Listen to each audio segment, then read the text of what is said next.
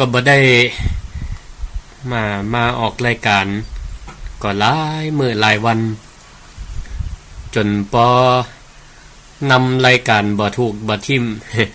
ขอสุมมาอภัย ก็เนื่องด้วยภารกิจก็หลายอย่างหลายตีหลายตังแมลงบดเดียวนี่แทบจะบ่ได้ออกเลยนะเวลา 5 โมงถึง 6 โมงแรงปกติรายการศิริธรรมกับเมืองตั้งขึ้นสถานีวิทยุ FM 106.50 เมกะเฮิรตซ์สถานีวิทยุเพื่อการศึกษาวิไลสงฆ์นครลำปางเนาะแต่วันนี้นี่ก็ช่วง 2 ทุ่มถึง 4 ทุ่มวันนี้นี่ก็ บ่ได้ออกตังผ่านสถานี FM 106.50 เมกะเฮิรตซ์ แต่ออกตังคลื่นสถานีวิทยุคลื่นสีขาวเพื่อชาวประชาโดยเมตตาธรรมของท่านอาจารย์พระครู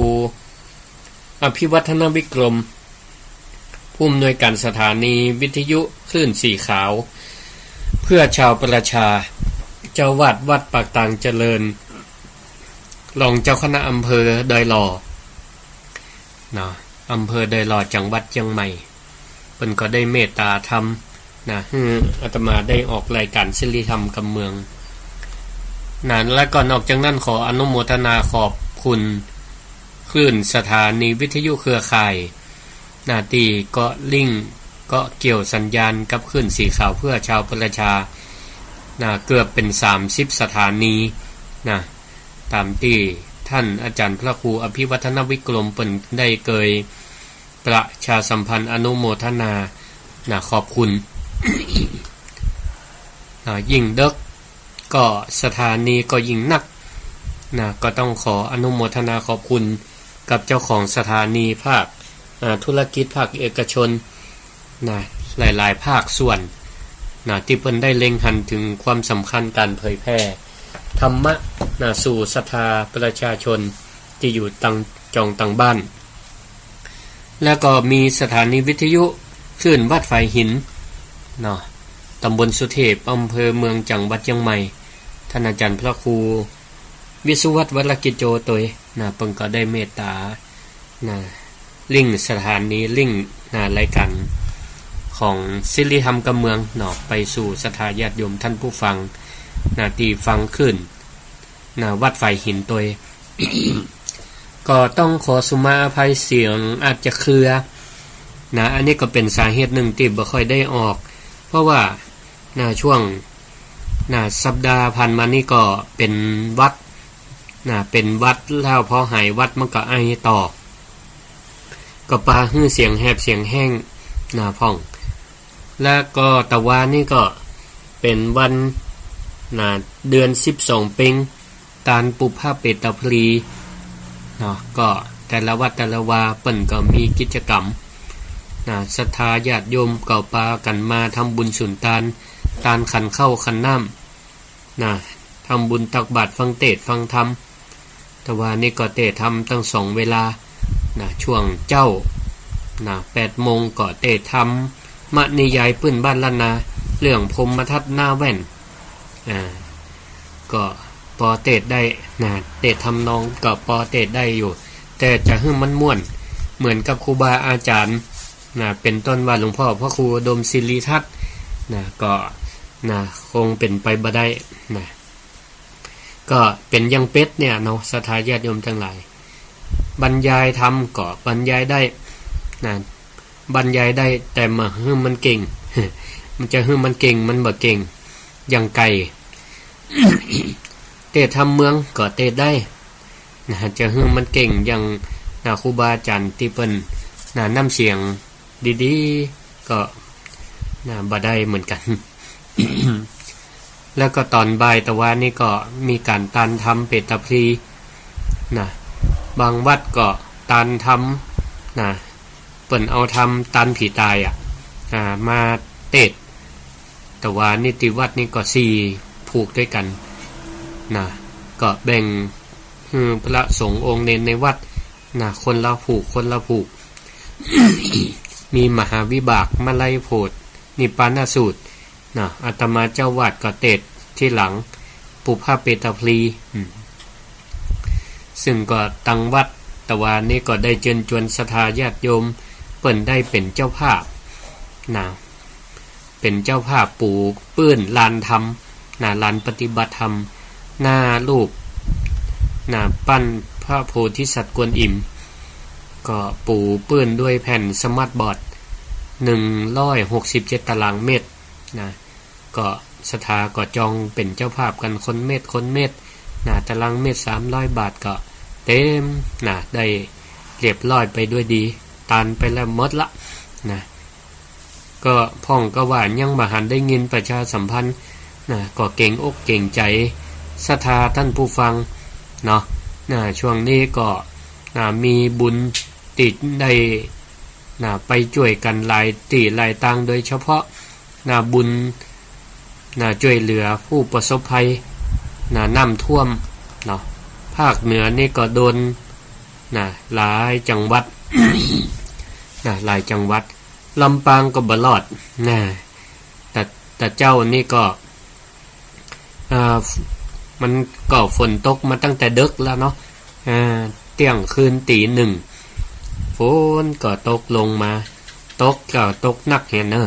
ตกยุดสาสกรรมตกแฮมนะก็ยะฮื้อน้ำต่ำห้วยหนองคลองบึงน้ำมันล้นน้ำก็ไหลเข้าบ้านเข้าจองไหลเข้าบ้านเข้าจองศรัทธาตั้งเหนือบ้านเหนือบ้านใต้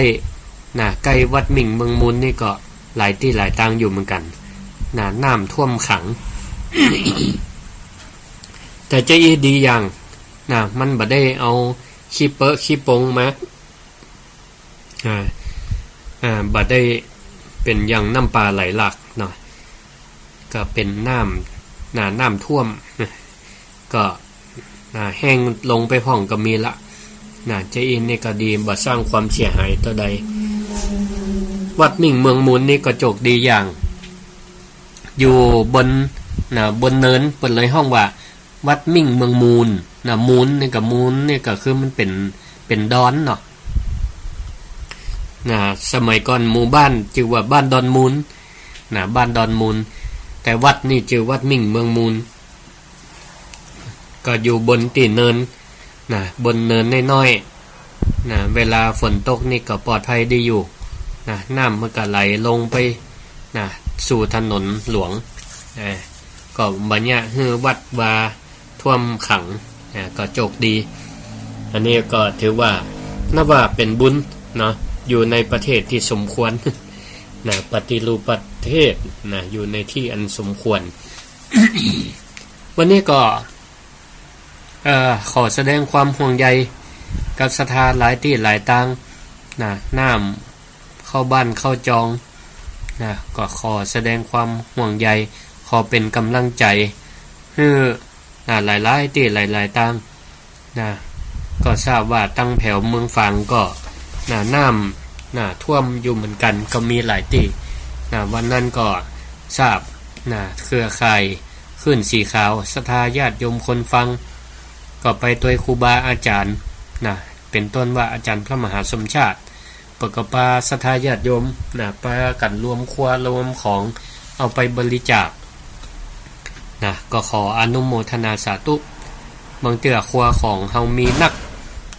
กมีหลายใจบ่ตันก็แบ่งปันกันไปเนาะก็ได้บุญได้กุศลน้ำท่วมนี่ก็ถอดองค์ความรู้ได้หลายอย่างเนาะโดยเฉพาะความมีน้ำใจไมตรีต่อกันและกันต่อกันและกันมันยิ่งใหญ่กว่าน้ำท่วมแห่งน้ำใจยิ่งใหญ่กว่าน้ำท่วมเนาะวันนี้ก็ เมื่อได้มาปะกันก็ได้เอาธรรมะมาอู้มาจาคือกับศรัทธาได้ฟังธรรมะนี่มันก็เป็นของที่อยู่กับเนื้อกับตัวของเฮาก็ดีอยู่รอบเนื้อรอบตัวเฮาก็ดีเป็นล้วนแต่เป็นธรรมะทั้งนั้นอันอย่างที่มันทำให้เฮาได้หันความเป็นจริงเฮาฮู้เฮาหันตามความเป็นจริง สิ่งเหล่านั้นก็ล้วนแต่เป็นธรรมะกันทั้งนั้นนะบ่ว่าจะฮู้จะหันหรือการได้ฟังนะการได้ฟังก็ให้เกิดศีลสมาธิและปัญญาก็ล้วนแต่เป็นธรรมะทั้งนั้นธรรมะเมื่อเฮาได้ยินได้ฟังได้หันนะแล้วก็เอามาสร้างระเบียบนะให้กับตัวเก่าสร้างวินัยให้กับตัวเก่านะในการที่จะดำเนินชีวิตนะโดยที่แบบไปสร้างความเดือดร้อนให้กับตัวเก่ามาสร้างความเดือดร้อนให้กับคนอื่นนะอันนี้เป็นก็ห้องว่าเกี่ยวกับการศึกษาศีลสิกขาการศึกษาเรื่องวินัยระเบียบวินัยต่อตัวเก่าแล้วก็เกิดสมาธิความตั้งมั่นแห่งจิต ก็สำคัญเหมือนกันสมาธิเนี่ยนะถ้าจิตมันบ่ตั้งมั่นถึงแม้ว่าตัวร่างกายเฮาอยู่ที่นี่นั่งฟังวิทยุอยู่ตัวนั่งอยู่แต่ถ้าสมาธิบ่ตั้งมั่นใจเกิดหล่องลอยไปที่อื่นที่ไกลลอยไปหาไผก็บ่ฮู้หรือบางเทื่อพอสื่อตามทีวีโทรทัศน์ส่งจิตส่งใจไปฟุ้งซ่านไปเกิดความโกรธความโลภความหลงเป็นต้นก็ขออนุญาตเดี๋ยวบ่รับโทรศัพท์เนาะ เนื่องจากว่า มันจะขัดจังหวะเดี๋ยวเป็นคนขี้ลืมศรัทธาญาติโยมทั้งหลายอู้ไปรับโทรศัพท์แล้วเดี๋ยวจะอู้หยังต่อขี้ลืมไปละถึงสมาธิเนี่ยเฮาก็ต้องมีความตั้งมั่นแห่งจิตตั้งอกตั้งใจฟังใจบ่วอกแวกหรือมันวอกแวกไปมันก็เป็นธรรมชาติก็ดึงกลับมาดึงกลับมาอย่างนี้เพื่ออย่างเมื่อใจมันตั้งมั่นแล้วเนี่ยจิตมันอยู่นิ่งมันก็จะเกิดปัญญาเกิดความรู้ยกตัวอย่างศรัทธาญาติโยมทั้งหลายกำลังตั้งอกตั้งใจฟังเนี่ยเป็นห้องว่าจิตมันตั้งมั่นแล้วก็ได้ความรู้ได้สติได้ปัญญาสิ่งใดที่ได้บ่เคยฟังก็ได้ฟังเหี่ยกำนี้สิ่งใดที่ได้ฟังแล้วก็ย้ำซ้ำในองค์ความรู้ของเฮาว่ามันแม่นละมันถูกต้องแล้วอย่างเนี้ยมันก็ได้ความรู้ใหม่ได้ใส่ใจเรื่องเก่าบรรเทาความกังขาบรรเทาความสงสัยลงได้พัฒนาความคิดเฮาฟังไปก็คิดไปพิจารณาไปตามความเป็นจริงก็เกิดปัญญาเนี่ยก็ตามที่เปิ้นได้รับรองภาษิตไว้พระพุทธเจ้าเปิ้นก็เคยตรัสไว้ว่าสุสุสังละพเตปัญญังศรัทธาทั้งหลายก็เคยได้ยินได้ฟังมันเนาะสุสุสังละพเตปัญญังคนตั้งใจฟังก็ย่อมได้ปัญญาปัญญาที่นี่เนี่ยได้ปัญญาเอาไว้เนี่ยหยังก็เอาไว้พัฒนาตัวเก่าเอาไว้สอนจิตสอนใจตัวเก่าบ่จะเอาไปสอนคนอื่นนะเมื่อเฮาได้ปัญญาแล้วมันต้องสอนจิตสอนใจพัฒนาตัวเก่าทำตัวเก่าให้เป็นผู้มีคุณธรรมตามความรู้ที่เฮาได้รู้ได้ฟังได้ศึกษามาเมื่อพัฒนาตัวเก่าได้แล้วการที่จะไปแนะนำคนอื่นมันก็ทำได้ง่ายเพราะว่าเฮานั้นได้ทำเป็นแบบเป็นอย่างเหมือนกับผู้ปกครองผู้เป็นพ่อเป็นแม่จะบอกกล่าวแนะนำลูกเต้าเราหลานจะแนะนำสิ่งใดเพื่อเขาเป็นคนแบบใดเฮาก็ต้องเป็นคนแบบนั้นต้องพัฒนาตัวเก่าก่อนต้องปรับติดตัวเก่าก่อนจะสอนให้ลูกห่างไกลจากอบายมุขบ่ว่าจะเป็นเหล้าสุรายาเสพติดการพนันทั้งหลายถ้าผู้เป็นพ่อเป็นแม่ผู้ปกครองยังมีอยู่ยังละบ่ได้ยังละอบายมุขบ่ได้ การจะไปแนะนำลูกเต้าเหล่าหลานให้เขาฟังเนี่ยมันก็จะยากอยู่แต่ถ้าเฮามีปัญญาแล้วเฮาได้องค์ความรู้แล้วเฮาได้พัฒนาตัวเก่าเตือนตัวเก่าแล้วเนี่ยก็สามารถบอกกล่าวคนอื่นได้เขาก็จะเกิดความศรัทธาเพราะว่าเฮานั้นได้ทำเป็นเนติเป็นแบบอย่างเนาะ เพราะฉะนั้นธรรมะที่เฮาได้ฟังแล้วเนี่ยเฮาก็เอาไว้ถามตัวเก่าเนี่ยเอาไว้ถามตนถามตัวเก่าว่าเฮานั่นมีหรือไม่เฮามีอยู่หรือยังธรรมะข้อนี้ธรรมะข้อนี้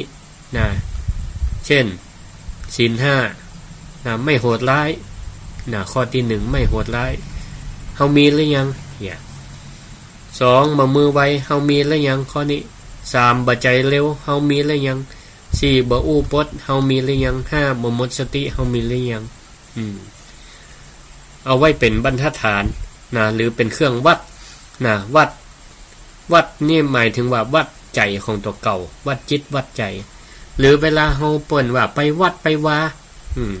ไปวัดเนี่ยทำไมต้องตั้งชื่อว่าไปวัดเนี่ยวัดคือหยังก็เป็นสถานที่วัดวัดจิตวัดใจของตัวเฮาเองนี่แหละว่าเป็นคนที่มีคุณธรรมมากน้อยแค่ไหนมันหนักมันน้อยแค่ไหนมาวัดทุกครั้งเฮาก็ต้องวัดตัวเก่า ว่าเฮาวัดตัวเก่าว่าเฮามีคุณธรรมดีขนาดไหนแม้กระทั่งว่ามีกิเลสหรือไม่มันหนักขนาดไหนมีตัณหาความอยากมันหนักมันน้อยแค่ไหนเฮาก็ฮู้ตัวเก่าอย่างนี้ดีเมื่อเฮาฮู้ตัวเก่าเฮาก็สามารถพัฒนาปรับปรุงตัวเก่าได้แต่ถ้าคนใดบ่ฮู้ตัวเก่านี่ก็นักแก่เหมือนกันเปิ้นฮ้องว่าโมหะโดนความหลงครอบงำตัวเก่าทำผิดยังบ่ฮู้ว่าตัวผิดอันนี้ก็โดนโมหะครอบงำปกติคนเฮาเนี่ยธรรมชาติของตัวเฮาเนี่ยมันก็ธรรมดาเนาะเข้าข้างตัวเก่าอย่างเปิ้นล่อสังคมเป็นตลกกำเมืองกะอย่างต่างๆเนี่ยคนลืมตัวเก่าก็ตึงมีเนาะคนไผจะว่าตัวเก่าบ่ดีเนี่ยมันมีดีหมดก็ เวลาเฮามาวัดเพิ่นก็เนี่ยฟังธรรมะแล้วก็เอามาถามใจตัวเก่าว่าเฮามีหรือยังเฮาละได้พ้องก็ลองเอาไปฝึกไปปฏิบัติจะให้มันได้ผลทันทีทันใดมันก็ยากอยู่ธรรมะเนี่ยมันต้องเปิ้นถึงว่าเอาไว้คัดเกลาเอาไว้คัดเกลาก่อยๆคัดเหมือนกับศรัทธาญาติโยมทั้งหลายดังไฟนึ่งเข้าต้มแกงอย่างต่างๆใจหม้อใจกระทะถ้าสมัยก่อนใจหลัวดังไฟมันมินหม้อมันติดก็ต้องก้อยคัดก้อยล่างไปมันก็จะมันออกหมดจดทีเดียวเนี่ยก็ใจเวลาอยู่อันนี้ก็เหมือนกันจิตใจของเฮาเนี่ยถ้ามันมีกิเลสเข้ามาฉาบทาเกิดความโลภความใคร่ได้ใครมีใครเป็นความโกรธบ่พออกบ่พอใจความหลงเนี่ยจะมันโมดจดสดใสสะอาดไปทีเดียวเนี่ยมันก็ตึงลำบากมันใจเวลาใจเวลา แต่ถ้าเฮามันฝึกฝนบ่อยๆโคตรก็ฮู้ว่าโคตรนี่อันเนี้ยแสดงว่าเป็นคนที่ฝึกเป็นผู้ผ่านการฝึกปรือมา เมื่อเฮาฮู้ว่าโคตรก็มันก็จะได้ระงับอารมณ์นั่นลงไปได้โดยอุบายต่างๆพ่องก็ก็ฮู้ว่าสถานการณ์สิ่งแวดล้อมมันบ่เคยท่าบรรยากาศบ่เคยดีจะเกิดความโกรธกันปะทะคารมหรือไปปออาจจะลุกลามบานปลาย เกิดการปะทะด้วยการเบียดเบียนซึ่งกันและกัน อย่างอีเนี่ยก็ยิ่งจะลุกล้ำบานปลายแต่ถ้าเฮาฮู้เนื้อฮู้ตัวเฮาก็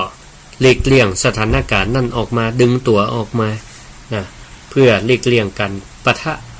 ต่างๆอันเนี้ยแสดงว่าเฮาเนี่ยมีการวัดจิตวัดใจฮู้เนื้อฮู้ตัวเฮา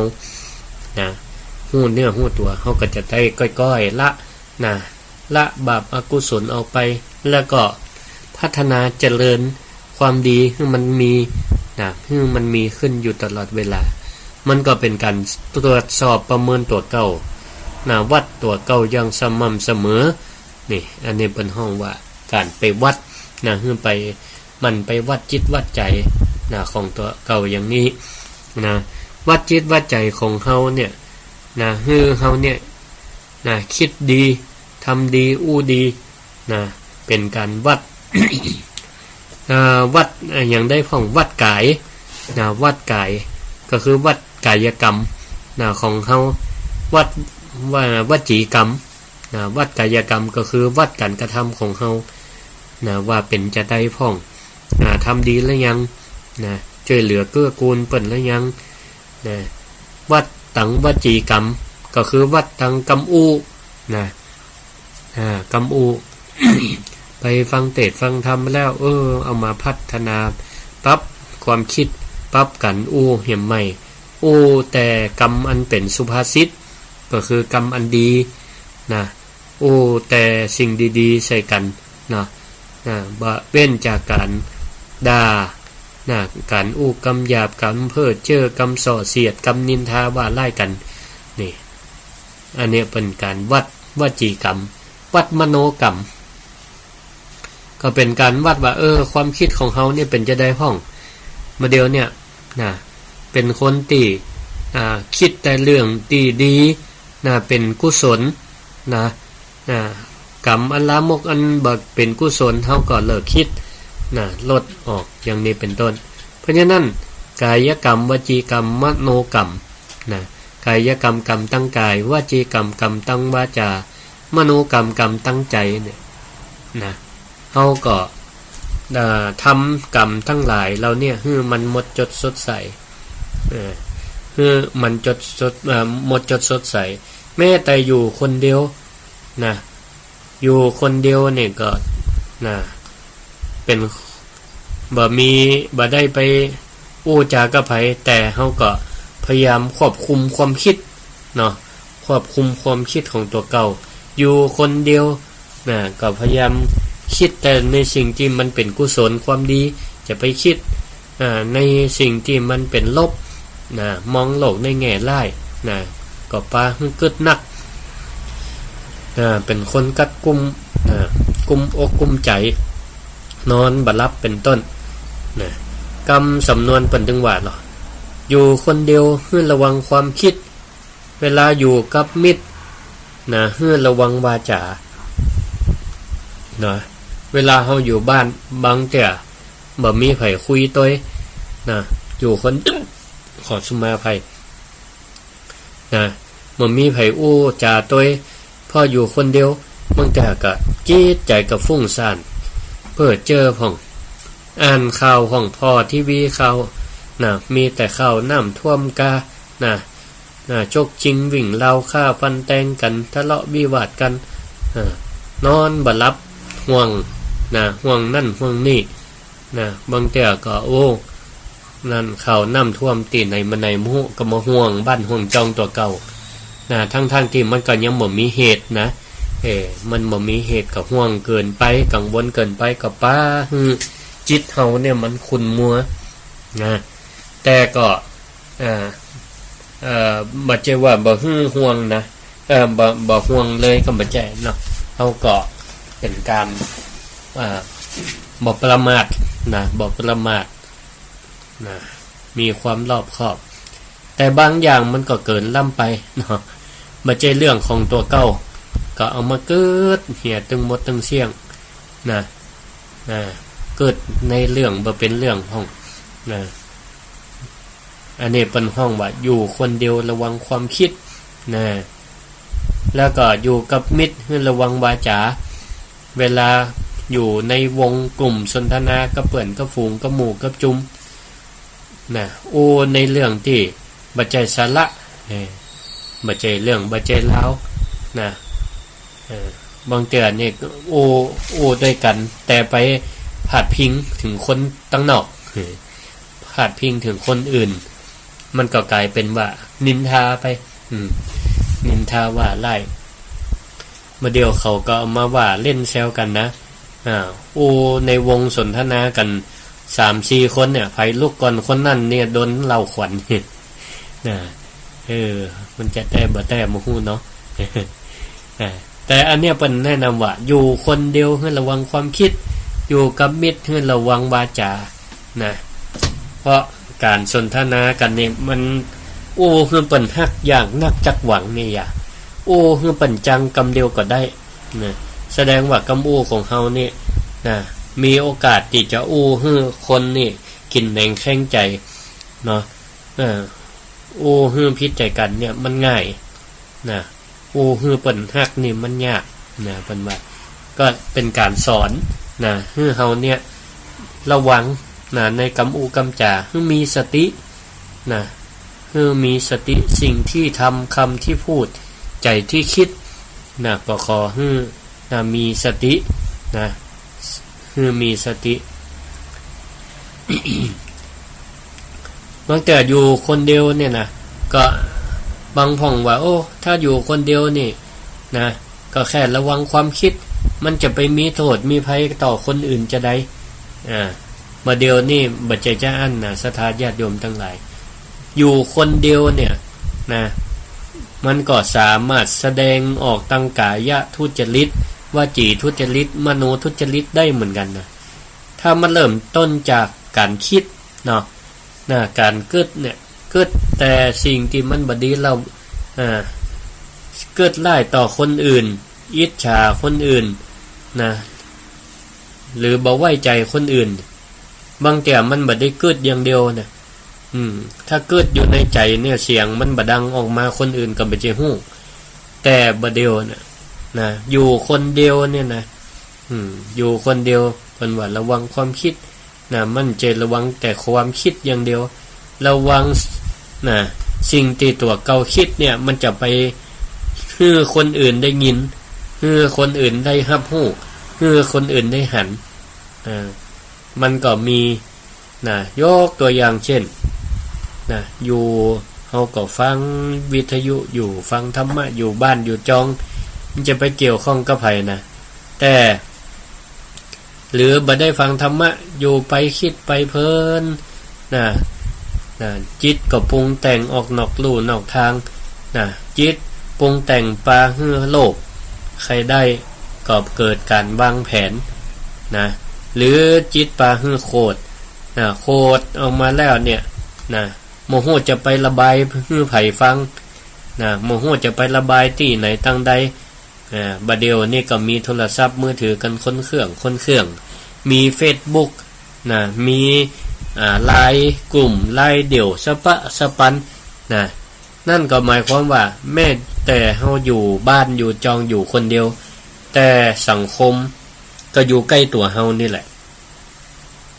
อยู่สังคมก็อยู่ใกล้ตัวเฮาบางห้องเนี่ยนะเกิดบ่ได้เนาะเกิดบ่ได้โคตรเปิ้นอิจฉาเปิ้นกะบ่พออกบ่พอใจเปิ้นกะแสดงออกมาล่ะนะแสดงออกมานะโดยการพิมพ์นะพิมพ์ใส่ Facebook พ่องนะใส่ Facebook พ่องที่นี่คนหันคือไผหมู่เปื้อนหมู่ฝูงนะที่เป็นเปื้อนเฟซด้วยกันเนี่ยเพราะมันเป็นสาธารณะบางพ่องก็แสดงออกมาเกิดจะได้ก็แสดงออกมาเป็นกำอู้นะมันก็มโนกรรมเริ่มต้นก็แสดงออกมาตั้งกายกรรมมือกับพิมพ์ไปจิ้มไปตัวอักษรโผล่ขึ้นมานะวจีกรรมพ่องนะว่า ไปตัวพิมพ์ไปตัวเนาะที่นี่ก็พอส่งข้อมูลออกไปแล้วเนี่ยก็ปรากฏว่าคนตั้งหลายก็ได้หันนะคนตั้งหลายก็ได้หันพอหันแล้วปรุงแต่งจิตตัวนะด่านะเกิดนะบ่พอใจกันกับพิมพ์ออกมาเป็นคำอู้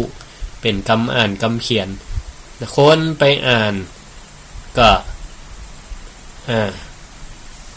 กลายเป็นว่าคิดนะไปเข้าข้างตัวเก่าเขาเขียนจะอีนะพิมพ์มาจะอีเขาว่าเฮานี่เขาเน็บแนมเฮานี่ก็กลายเป็นว่าเอามาเก็บมากึดก็เป็นความตุกนะก็เป็นความตุกนี่เปิ้นว่าหาเรื่องเสตัวเปิ้นว่าเฮือไผบ่ฮู้นะก็เอามาโยงมาใหญ่หาว่าเปิ้นว่าเฮานี่บ่พออกบ่พอใจสร้างกรรมต่อแฮมนะโต้ตอบกันไปพร้อมก็มีนะมีการข้อความคอมเมนต์ใส่กันเนี่ยศรัทธาญาติโยมทั้งหลายบัดเดียวนี่นะอยู่คนเดียวระวังความคิดเนี่ยก็เพราะอย่างเอี้ยนะเพื่อระวังเอาไว้เพราะฉะนั้นเนี่ยเฮาก็ บางพ่องก็บ่สามารถที่จะสงบจิตสงบใจได้เพราะไปคิดสนใจในเรื่องที่บ่ใช่เรื่องไปอู้ในสิ่งที่มันบ่เป็นสาระนะก็เมื่อเฮาคิดใหม่ทำใหม่นะธรรมะเนี่ยเอามาอู้มาเล่ามาจากันมันนะเอามาอู้มาจากันมันนี่นะธรรมะนะมันจะได้คลายความเครียดลดความเครียดลงฮับฮู้ก็ในเรื่องที่บกพร่องก็ฮับฮู้ในเรื่องที่บ่ควรฮู้ก็กลายเป็นว่าบ่สามารถจะทำให้จิตมันสงบอยู่ได้นะเปิ้นพ่องก็ส่งข้อความไปรบกวนกันก็มีก็ทำให้เฮานี่บ่มีความสุขบางเที่ยเฮาไปอ่านข้อความของคนอื่นเปิ้นว่าเฮือไผก็บ่ฮู้ก็ไปเอามาใส่ในตัวเก่าคิดว่าอัน เปิ้นว่าเฮือตัวกับปลาเฮือตกอกตกใจได้เหมือนกันเนี่ยศรัทธาญาติโยมท่านสาธุชนทั้งหลายมันเดียวเนี่ยมันเรื่องเหตุการณ์100อันปันวันปันว่าหยังก็แต่ละวันพันเรื่องมีคือเฉพาะแต่ทั้งนี้น่ะมันอยู่ที่ใจเฮาทั้งนั้นเนาะจะเอามาคิดลืมบ่คิดเลือกเฉพาะที่มันเกี่ยวข้องกับตัวเก่าถ้าเปิ้นแนะนำว่าอย่างถ้ามันเกี่ยวกับตัวเฮาก็มาปรับปรุงมาปรับปรุงแล้วก็พัฒนาให้มันดีขึ้นนี่เนาะเนี่ยเปิ้นว่าเฮาเนี่ยถ้าอยู่คนเดียวบ่ระวังความคิดก็จะคิดต่อมิตรก็บ่ระวังวาจาจึงเป็นเหตุให้ตัวเฮาเนี่ยแล้วก็ให้มิตรของเฮาเนี่ยฟุ้งซ่านเพ้อเจ้อแล้วก็แม้แต่เข้ามาวัดพ่องก็ไปวัดแต่ใจบ่เอาไปตัวใจเป็นอยู่ตั้งนอกใจปลาอยู่ตั้งนอกก็จะแยะให้จิตใจมันบ่สงบมันบ่สงบได้พ่องก็อยู่ในสถานการณ์ที่หน้าซิวหน้าขวานบ่ฮู้ว่าไผเป็นไผก็ในที่สุดเนี่ยก็ป้าเอาไผมาเข้าสู่ตัวเก่าเพราะการอู้จาที่บ่ระมัดระวังการคิดที่บ่ระมัดระวังอย่างที่สุนทรภู่เพิ่นได้กล่าวก่อนเอาไว้ว่าถึงบางพูดดีเป็นสีสักมีคนรัก ลดถ้อยอร่อยจิตแม้พูดชั่วตัวตายทำลายมิตรจะชอบผิดในมนุษย์เพราะพูดจาจะชอบจะถูกจะผิดจะดีจะชั่วนะก็เพราะคำอู้ของคนเฮานี่ก็สำคัญนะตอนที่เฮายังบ่ได้อู้นะเรื่องต่างๆนะมันก็อยู่ที่เฮาคนเดียวนะอย่างที่เปิ้นว่าก่อนที่เฮาจะอู้นี่เฮาเป็นนายมันแต่ถ้าเฮาได้อู้ไปแล้วเนี่ยคำอู้นั่นมันเป็นนายเฮาเฮาจะต้องรับผิดชอบนะในกรรมที่เฮาอู้ออกไป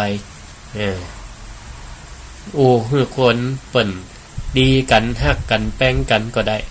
อู้ฮื้อเปิ้นทะเลาะเบาะแว้งนะจังกันก็ได้เนี่ยก็เพราะฉะนั้นเนี่ยพระพุทธเจ้าเพิ่นเลยสอนว่าเฮาเนี่ยระวังกำอู้ระวังวาจาโดยที่เพิ่นได้ยกนิทานชาดกไว้เรื่องหนึ่งชื่อว่า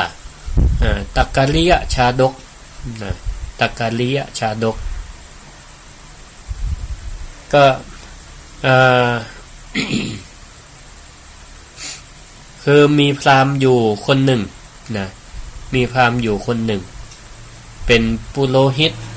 เป็นปุโรหิตประจำราชสำนักก็คือเป็นที่ปรึกษาด้านศาสนกิจเรื่องของการศาสนาเป็นที่ปรึกษาของพระราชาคอยให้คำปรึกษาด้านธรรมะกับพระราชาที่นี่พระราชาพระเจ้ากรุงพาราณสีและปุโรหิตคนเนี้ยก็อยู่ด้วยกันมามีความผาสุกดีจนกระทั่งอายุนักขึ้น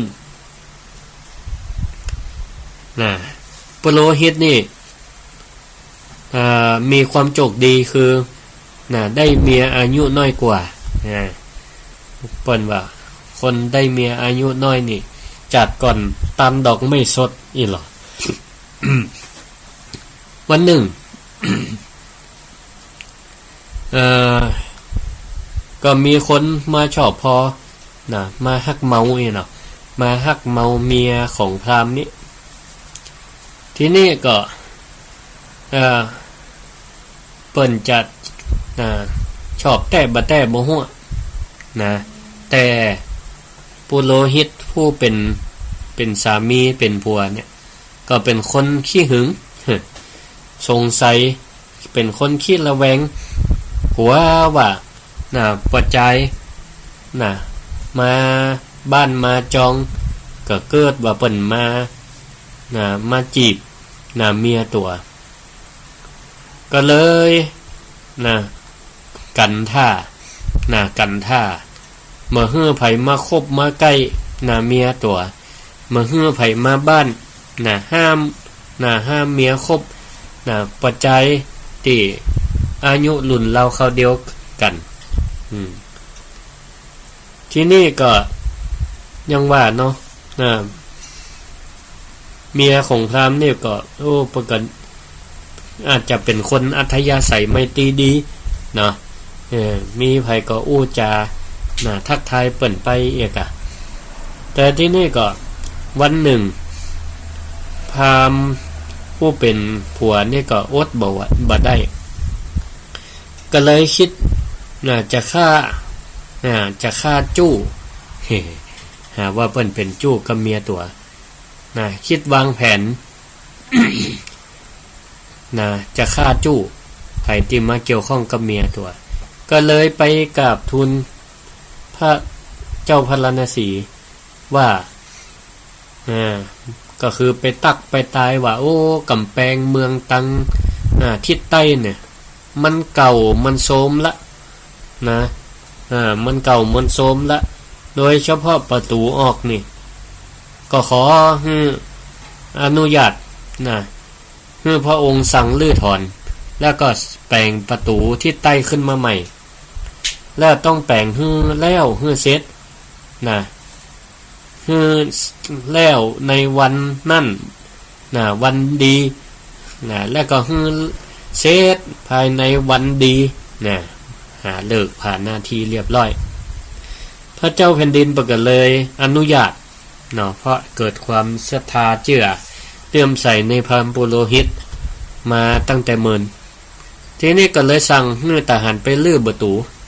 ลื้อกำแพงข้างๆนะเสร็จแล้วก็ลื้อออกมาแล้วแต่ยังบ่สร้างพระเจ้าแผ่นดินก็เลยถามว่านี่ยังบ่สร้างเตื้อพราหมณ์นี่ก็เลยตอบว่าก็ต้องรอวางเสาเข็มก่อนรอให้มันตรงกับฤกษ์ดีงามดีคือวันผูกก่อนแต่ที่เนี่ยการบวงสรวงต่อเทวดานะเทวดานี่ถ้าบ่บวงสรวงก็บ่เป็นมงคลนะเพราะฉะนั้นจะต้องมีการตั้งพิธีกรรมบวงสรวงบูชายันนะพราหมณ์นี่เป็นหุ่มเนาะหุ่มบูชายันที่นี่วิธีการบูชาก็โดยที่เอาพราหมณ์มาทำพิธีบูชายันโดยที่ต้องฆ่าพราหมณ์1 คนฆ่าพราหมณ์1 คนมาบูชายันเทวดาที่รักษาประตูก็พราหมณ์นี่ก็ได้วางคุณสมบัติแล้วนะว่าการที่จะเอาพราหมณ์คนหนึ่งเนี่ยมาฆ่าปูจาเนี่ยจะต้องมีลักษณะหน้าตาเหลืองๆตีหน้าตาเหลืองๆมีเขี้ยวออก2 ข้างยังยักษ์นี่มีเขี้ยวเป็นห้องเขี้ยวหมาเลี่ยมๆเนี่ยคนจะอีเนี่ยหามีบันนักมีบันนักแต่ถ้าเป็นพราหมณ์ก็จะจับมาแล้วก็ฆ่าให้ตายแล้วเอาเนื้อเอาเลียดมาบูชายันแล้วก็ฝังใต้ดินโดยเอาเสาเอกเพื่อเฝ้าเป็นประตูเนี่ยคนสมัยตะก่อนเนี่ยเปิ้นเนี่ยจะอันเนาะเสาหลักเมืองอย่างต่างๆนี่นะต้องเอาคนที่มีชื่อมีชื่อมงคลเอามาบูชายันเอาไว้เป็นเทวดานะสมัยก่อนเปิ้นว่าถ้าใครได้เสียสละร่างกายปูชาสร้างเป็นเสาหลักเมืองก็จะได้เป็นเทวดาเฝ้ารักษายังเสาหลักเมืองถือว่าเป็นเกียรติเนาะที่นี่ก็พราหมณ์เนี่ยใจมันบ่ได้เกิดจากอันใจนี่มันไขค่าจู้ของเมียโดยหู้ลักษณะจู้ว่าเป็นคนลักษณะเจ้าอีก็เลยแกล้งพระไปขอพระราชาว่าต้องไปยับคนหน้าตาอย่างเอี้ยมาทำพิธีบูชายันจะบอกว่า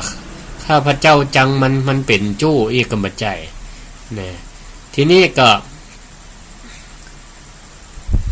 พระเจ้าแผ่นดินประกาศเลยสั่งเพื่อคนไปหาพราหมณ์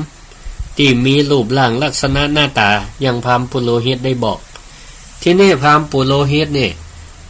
ด้วยความดีอกดีใจว่าพระราชานี่ฟังกรรมแล้วก็ไปไล่เสาะยับพราหมณ์ที่มีลักษณะหน้าตาเหลืองๆมีเขี้ยว2 ข้างที่นี่ก็ปิกบ้านไปกะเก็บความลับบ่อยู่เนาะก็เลยไปอู้ย่ออู้เยอะเย้ยเปิ้นฮ้องว่าเยอะเย้ยเมียบอกว่าเนี่ยมันก็ว่ากูห้ามมึงละบ่ฮือไปอู้กับบ่าวคนใดก็บ่ฟังเนี่ยวันผูกเนี่ยบ่าวมึงตายแน่ไปบอกเมียตัวเก่านะพูดว่าวันผูกเนี่ยจู้มึงตายแน่เมียถามว่ามันจะตายจะได้จู้ถามว่ามันจะตายจะได้พราหมณ์นี่ก็หลำเล่าให้ฟังกะแล้วเล่าว่าเนี่ยได้วางแผนจะอี้วันผูกเนี่ยนะให้ปัจจัยจู้เนี่ยโดนยับแน่เอามาทำบูชายันพอเล่าฟังให้เมียฟังด้วยความดีอกดีใจว่าจู้นี่จะตายย้อนแผนนี้เมียก็เลยแอบส่งข่าวไปบอกให้ปัจจัยคนนั้นว่าให้ปาหนีไปเนอะออกตังประตูเมียงแล้วก็บอกใ คือคนในเมืองเนี่ยถ้าไผมีลักษณะหน้ามีตาเหลืองนะมีเขี้ยวสองข้างจะไปอยู่ในเวียงในเวียงเด็ดขาดมาอันจะโดนยับมาทำบูชายันข้าวนี่ก็แพร่สะพัดออกไปปรากฏว่าคนที่มีลักษณะอย่างว่าเนี่ยมีลักษณะตาเหลืองมีเขี้ยวป้ากันหนีออกบ้านออกเมืองไปเหี่ยหมดหนีออกบ้านออกเมืองไปเหี่ยหมดเพราะกลัวจะโดนยับลุงเจ้ามาก็พระราชาก็ส่งอมาตย์ไปถาม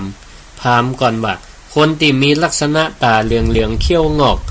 จะไปหาที่ไหนบ่มีลำเดียวเนี่ยเซาะมดบ้านมดเวียงละปะซึ่งพราหมณ์ก็บอกที่อยู่ว่ามันอยู่ตัดหันอันนี้นี่เจาะจงและจะให้ไปยับเปิ้นมาให้ได้พระราชาก็เลยส่งทหารไปยับก็ปรากฏว่าบ่มีก็ปรากฏว่าประชาชนคนนั้นเนี่ยมันลักหนีไปแล้วเนาะก็กลับมามือเปล่าที่นี่พระเจ้าแผ่นดินก็เลยบอกให้ไปหาคนอื่นที่มีลักษณะอย่างเดียวกันก็หาตัวบ้านตัวเมืองก็บ่ปะป้ากันหนีไปหมดที่นี่พระเจ้าแผ่นดินว่าจะไปหาได้ที่ไหนซึ่งอมาตย์บอกว่ามีอยู่คนหนึ่งอันนี้หมายถึงอมาตย์คนอื่นนะว่ามีอยู่คนหนึ่งก็คืออาจารย์ปุโรหิตเนี่ยปู่พราหมณ์ปุโรหิตนี่แหละคนวางแผนเนี่ยลืมพอตัวเก่าศรัทธาญาติโยมทั้งหลายลืมพอตัวเก่าว่าตัวเก่ากระตาเหลืองเหมือนกันมีเขี้ยวต้องออกสองข้างเหมือนกันว่าแสดงว่าเมียเนี่ยอันสอบปัจจัยลักษณะจะเนาะปัจจัยมีอันที่เป็นจู้ก็ลักษณะเดียวกันตาเหลืองมีเขี้ยวที่นี่ก็ความติปู่พราหมณ์ปุโรหิตเนี่ยเมาแต่ว่าไปเกิดอาฆาตหมัดไล่ปัจจัยจู้ก็เลยลืมพอตัวเก่าว่าตัวเก่าก็มีลักษณะท่าทางอย่างเดียวกันทีนี้ก็กว่าจะเสียเลิกพระเจ้าแผ่นดินก็หมู่จะไปเอาให้ก็เลยยับเอาปู่พราหมณ์ปุโรหิตเนี่ยเอาพราหมณ์ปุโรหิตมีลักษณะอย่างเดียวกันที่นี่บ่สามารถจะหลีกเลี่ยงได้กว่าเสียเลิกผ่านหน้าที่ก็เลยพระเจ้าแผ่นดินก็เลยบอกท่านปุโรหิตเนี่ยว่าถ้าท่านได้เสียสละชีวิตตายไปแล้วเนี่ยก็จะเป็นเทวบุตรเทวดารักษาประตูวังนี่ได้เนอะที่นี่ก็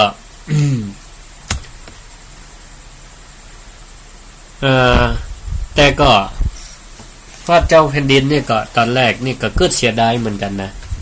เกิดเสียดายที่จะฆ่าพราหมณ์ปุโรหิตคนนี้ก็เลยถามอมาตย์ทั้งหลายว่ามีคนลวกคนฉลาดเหมือนกับอาจารย์ปุโรหิตคนนี้ก็ทีนี้อมาตย์ก็เลยบอกว่ามีลูกศิษย์ที่ติดตามอาจารย์คนนี้มีอยู่คนหนึ่งชื่อว่าตักกาลิยะก็ซึ่งเป็นลูกศิษย์ที่เก่งคนหนึ่งสามารถเป็นปุโรหิตแทนได้ที่นี่ว่าแล้วก็พระราชาก็เลยใจทหารยับปุโรหิตนี่แล้วก็ห้องลูกศิษย์ที่ชื่อว่าตักกาลิยะซึ่งเป็นพระโพธิสัตว์เนี่ยมารับตำแหน่งปุโรหิตแทนแล้วก็สั่งปุโรหิตคนใหม่ว่าทำพิธีบวงสรวงแล้วก็เอาพราหมณ์ปุโรหิตตาเหลืองมีเขี้ยวเนี่ยไปฝังไว้ใต้ประตูตักกาลิยะก็เลยมัดอาจารย์ตัวเก่าก็เอาไปตีประตูเมืองแล้วก็ทำหัวล้อมเอาไว้เอาผ้าล้อมไว้ทีนี้ตักกาลิยะก็เลยถามอาจารย์ว่าไปเนี่ยยังถึงได้ถูกเปิ้นมัดแล้วเอามาทำบูชายันจะอี อาจารย์ก็เลยเล่าให้ฟังว่าเฮานี่มันเหงานะเหงาเหมือนกบป่ากบป่านี่มันเป็นยังไงอยู่ดิอยู่บ่ได้เนี่ยก็ห้องกบป่านี่นะพอห้องเสร็จแล้วก็งูมันก็ฮู้เนาะว่ากบเสียงกบมันลุกทางใดมางูก็เอากบไปกินนี่นะเจ้าตากบป่าอยู่ดีบ่ว่าดีนะปากปลาจนนะก็เลยเล่าให้ฟังเนี่ยว่าอยู่ดีบ่ว่าดี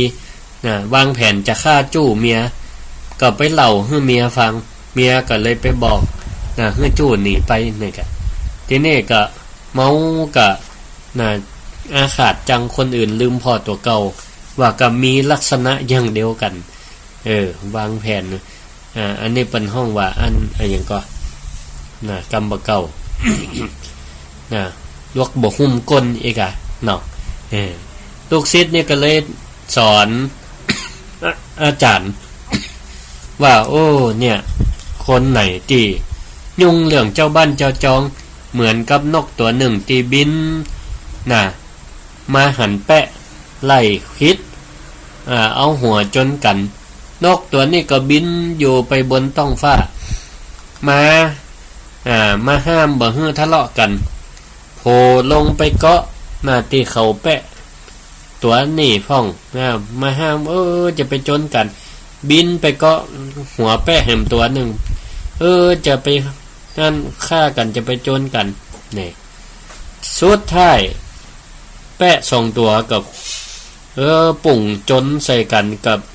นกอยู่ตั้งกลางก็คิดนกตายนี่อันก็อยู่ดีบ่ว่าดีเนาะอยู่ดีบ่ว่าดีนี่ศรัทธาญาติโยมทั้งหลายเอาละก็เอาไว้เตาอี้ก่อนนะเอาไว้เตาอี้ก่อนเดี๋ยวเฮากันมามาจากันแฮมนะก็เปิดให้ศรัทธาญาติโยมได้โทรขั้นรายการสัก 2-3 สายเดี๋ยวเฮาก็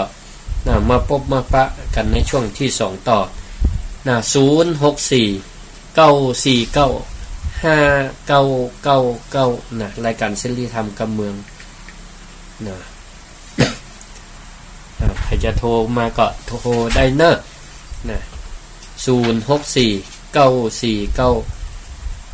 5999กำเดียวก็จะได้พักกันสัก1 บทเพลงวันนี้เอาซอน้ำท่วมมา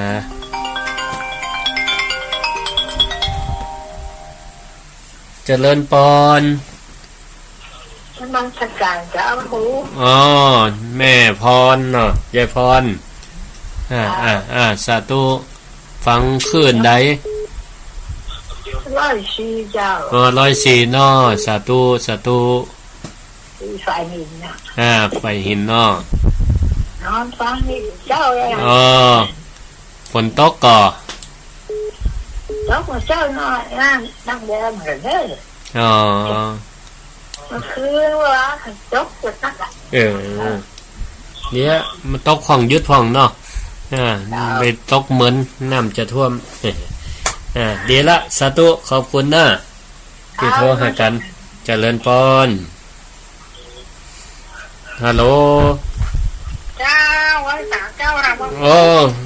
เจริญปอนแม่สมบูรณ์ล่ะเจ้าอันนี้ฟังขึ้นใดขึ้น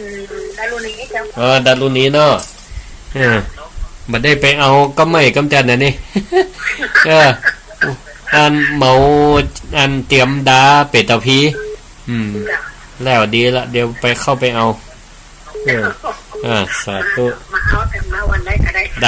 ตีว่านั่นจากทุกแกทันทุกนั่นมาถึงตัวแม่นละทุกแกทัน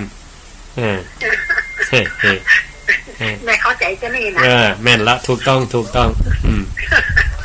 นะสาธุขอบคุณนะสมบูรณ์เจริญพรไว้สาเจ้า เจริญพรนมัสการเจ้าแม่หยังก็แม่ก้อมใจคำอำเภอเงาบ้านแหงอำเภอเงาเจ้าบ้านแหงฝนตกก็ตกเจ้าตกกลางวันตกแต่มันเดี๋ยวนี้หยุดแล้วเจ้าดีแต่น้ำบ่เข้าบ้านเข้าจ้องเก่ากะบ่เข้าเก่าเจ้าดีจกดีที่ศูนย์อยู่ที่สูงเนาะดีละดีละที่ทำกับบางคนประตูกับกาเจ้าแบบตกมันหยุดตกตั้งแต่คืนละเที่ยงคืนปางเนาะลำปางแต่บ้านเหนือบ้านใต้เนี่ยเป็นท่วมกะวัดนี่มันอยู่สูงหน่อยอยู่แควนเดี๋ยวเจ้าอินโดเนาะอินโดนี่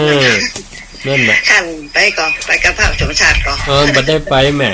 ท่านพระสมชาติดีละช่วยกันไปเนาะสาธุทำหมอดีทำสาธุสาธุขอบคุณเจ้าสาธุอนุโมทนาขอบคุณเนอะอยู่ดีมีสุขเจริญพรเจ้าท่านตรงนี้แม่หยังแม่อยู่อำเภอลีพระเจ้าแม่ฟังขึ้นได้แม่ฟังขึ้นชุมชนคนเมืองลีชุมชนคนเมืองลีเนาะฝนเบอร์จุดวันนี้เหมือนเราไม่ได้โทรสาธุขอบคุณนักสาธุเนอะฝนบ่ตกเจ้าก้า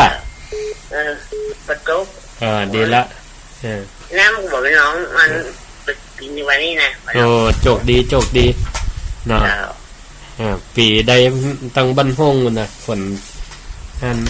ฝนตกน้ำนองดีละโจกดีเป็นบวกเจ้าเลยดีละโชคดีอยู่ดีมีสุขแม่เจ้าอนุโมทนาขอบคุณเบอร์ถูกอยู่ก็นี่เหมือนแม่ได้ใหญ่เลยขอบคุณเนอะแม่เจริญพรเนอะเราเจริญพรไว้สาขาผ่านพระครูเจริญพรเนอะปอนอย่างก็นี่ปอนนั้นประเสริฐวันนั้นได้งานได้จากวันนั้นนะปอนนั้นประเสริฐเนาะที่ตามกับฟังที่สตาร์วิดีโอถุงมงคลนั้นหน่อยนะครับสาธุขอบคุณวันนี้เขาไปขอบคุณหลายๆเนอะอยู่ดีมีสุขกับร่างใจพระครูนะครับขอบคุณเนอะปอประเสริฐวันใจใช้กำมันดีครับสาธุขอบคุณหลายๆเจริญพรดีมีสุขนะครับเนี่ยสาธุ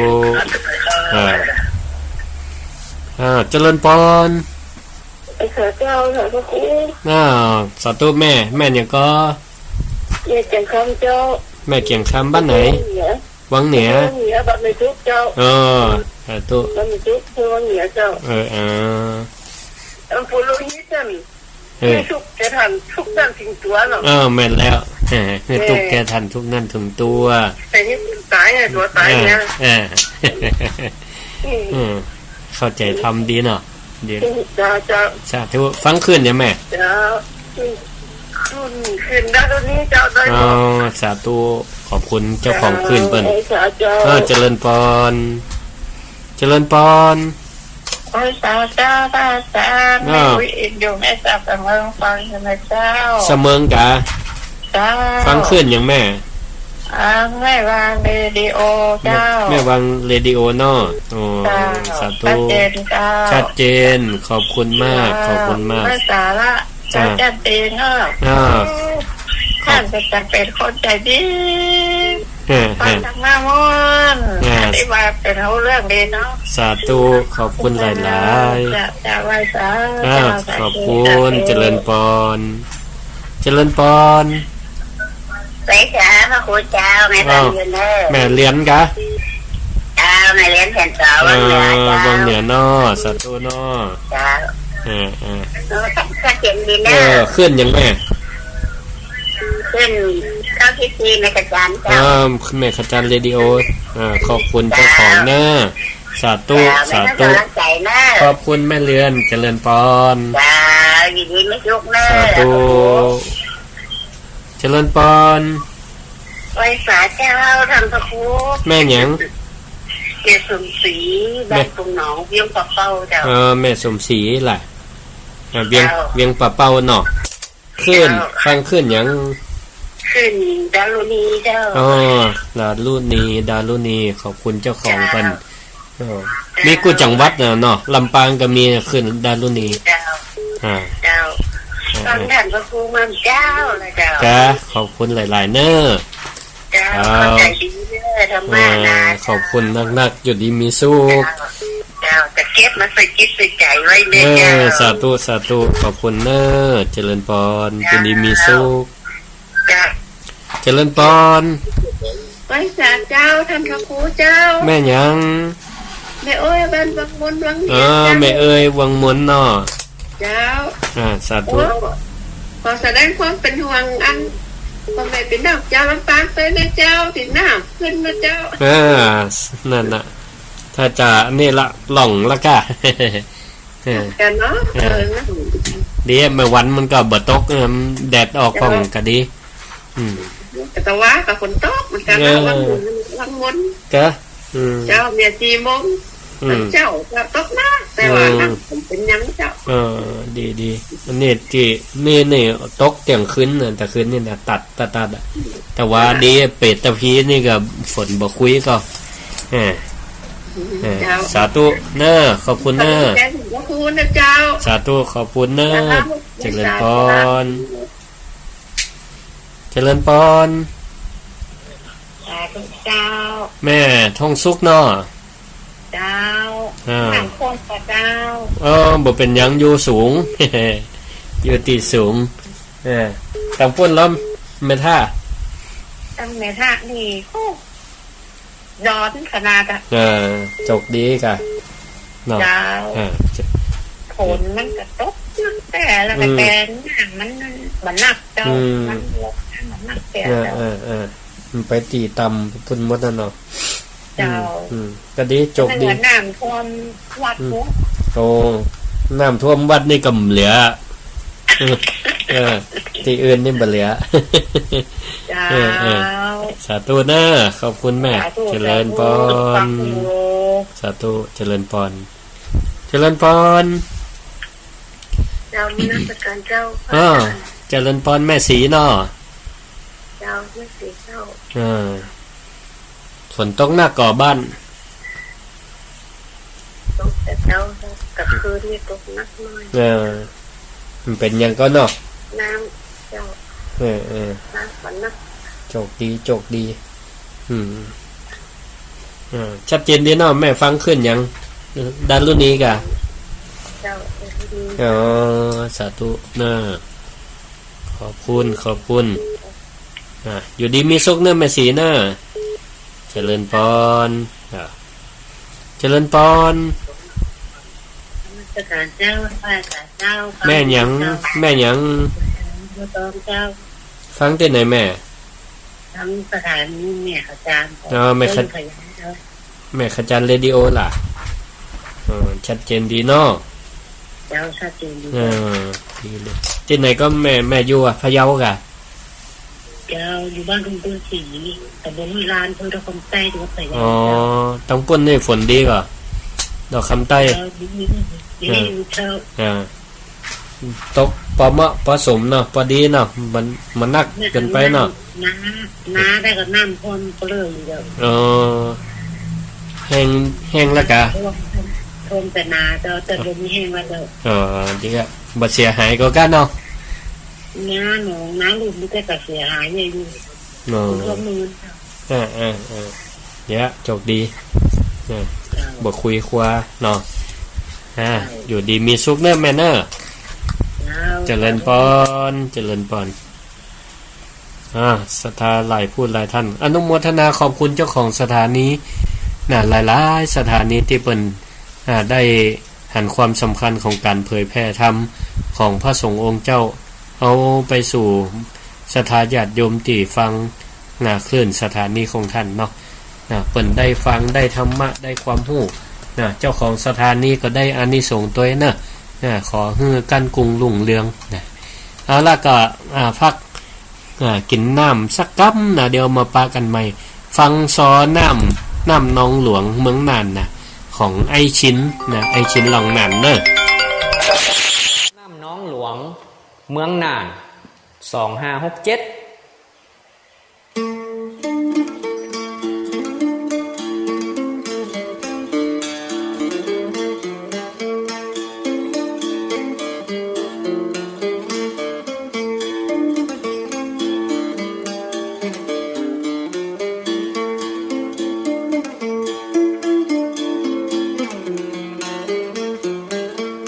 ฝนตกฟ้าห้องห้องม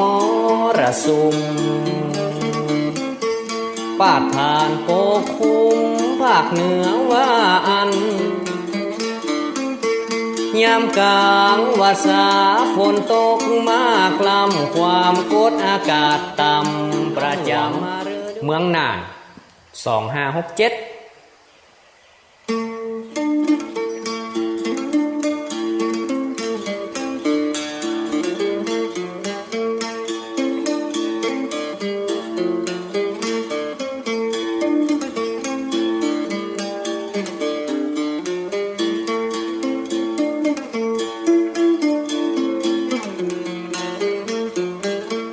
ฝนตกฟ้าห้องห้องม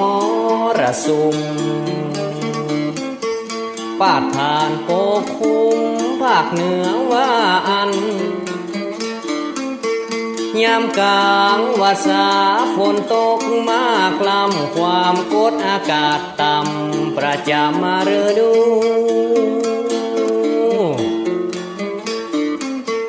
ปากันเดือดร้อนตึงคาตึงสู่น้ำนองไหลมาจูเข้าเฮือนเข้าบ้านให้นาโปรดฟังลงวังแม่น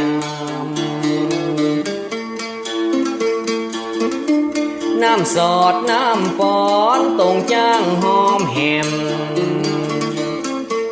น้ำเจียวนองแดงไหลแหงตั้งเข้าน้ำเปื้อน้ำก่อนเจียงกลางนั้นเราไปหอมกันเข้าน้ำขวางน้ำปัว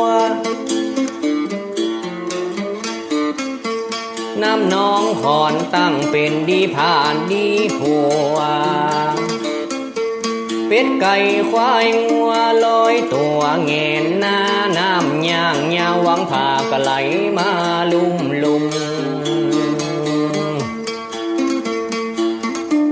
น้ำใหญ่น้ำน้อยรวมกันหลายใจ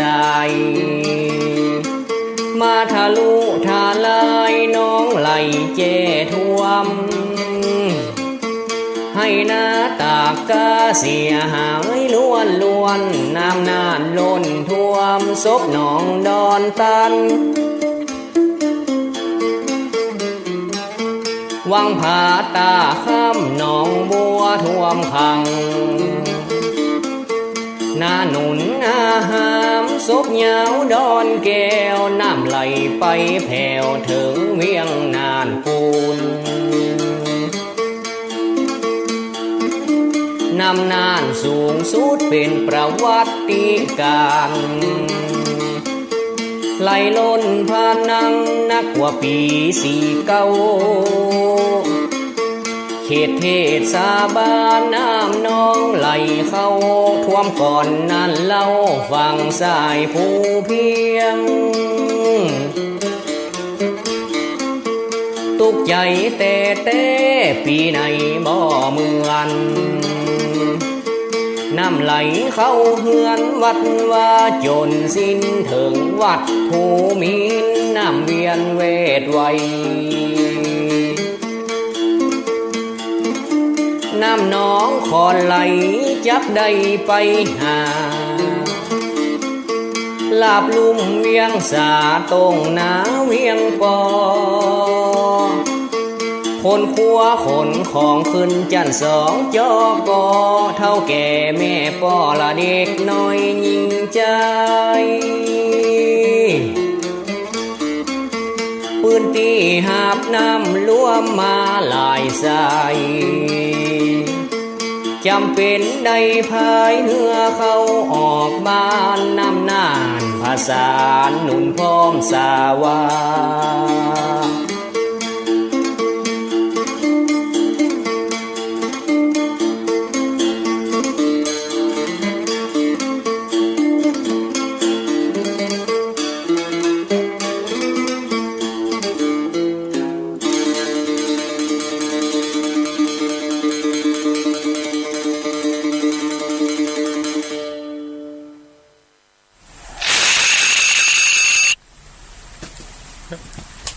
ศรัทธาท่านผู้ฟังทั้งหลายเสียงที่ท่านได้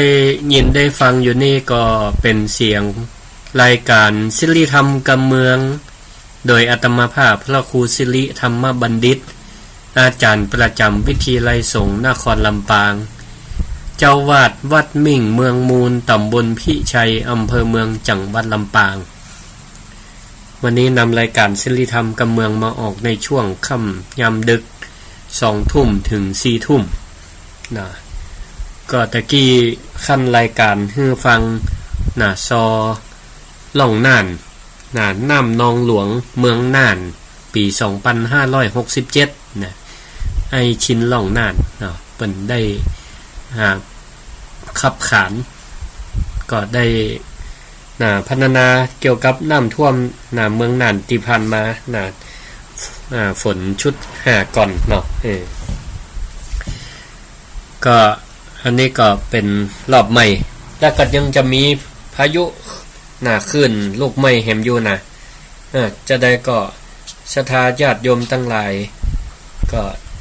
ได้เฝ้าระวังกันไว้พ้องก็ดีเนาะเฝ้าระวังกันไว้พ้องก็ดีอย่างที่มันอยู่ต่ำเฮาก็เอายกไว้ที่สูงพ้องก็ได้ไผบ้านต่ำบ้านจันเดียวเนี่ยนะก็ตะกี้ได้ได้จ๋าเกี่ยวกับการที่ในสิ่งที่มันบ่ควรคิดในสิ่งที่มันบ่ควรคิดคิดร้ายต่อคนอื่นแล้วก็ในสิ่งที่มันบ่ควรจะมันก็อาจจะเป็นภัยแก่ตัวได้เหมือนกับพราหมณ์ปุโรหิตที่ได้ยกชาดกคือฟังตะกี้จิตคิดร้ายใครฆ่าเปิ้นแต่ลืมพอตัวเก่าว่าก็มีลักษณะรูปพรรณสันฐานเหมือนกันแล้วก็ได้คือขว้างงูบ่ป้นคอขว้างงูบ่ป้นคอหรือตะกี้ศรัทธาเปิ้นก็โทรเข้ามาเปิ้นฟังเปิ้นก็อันนี้เปิ้นก็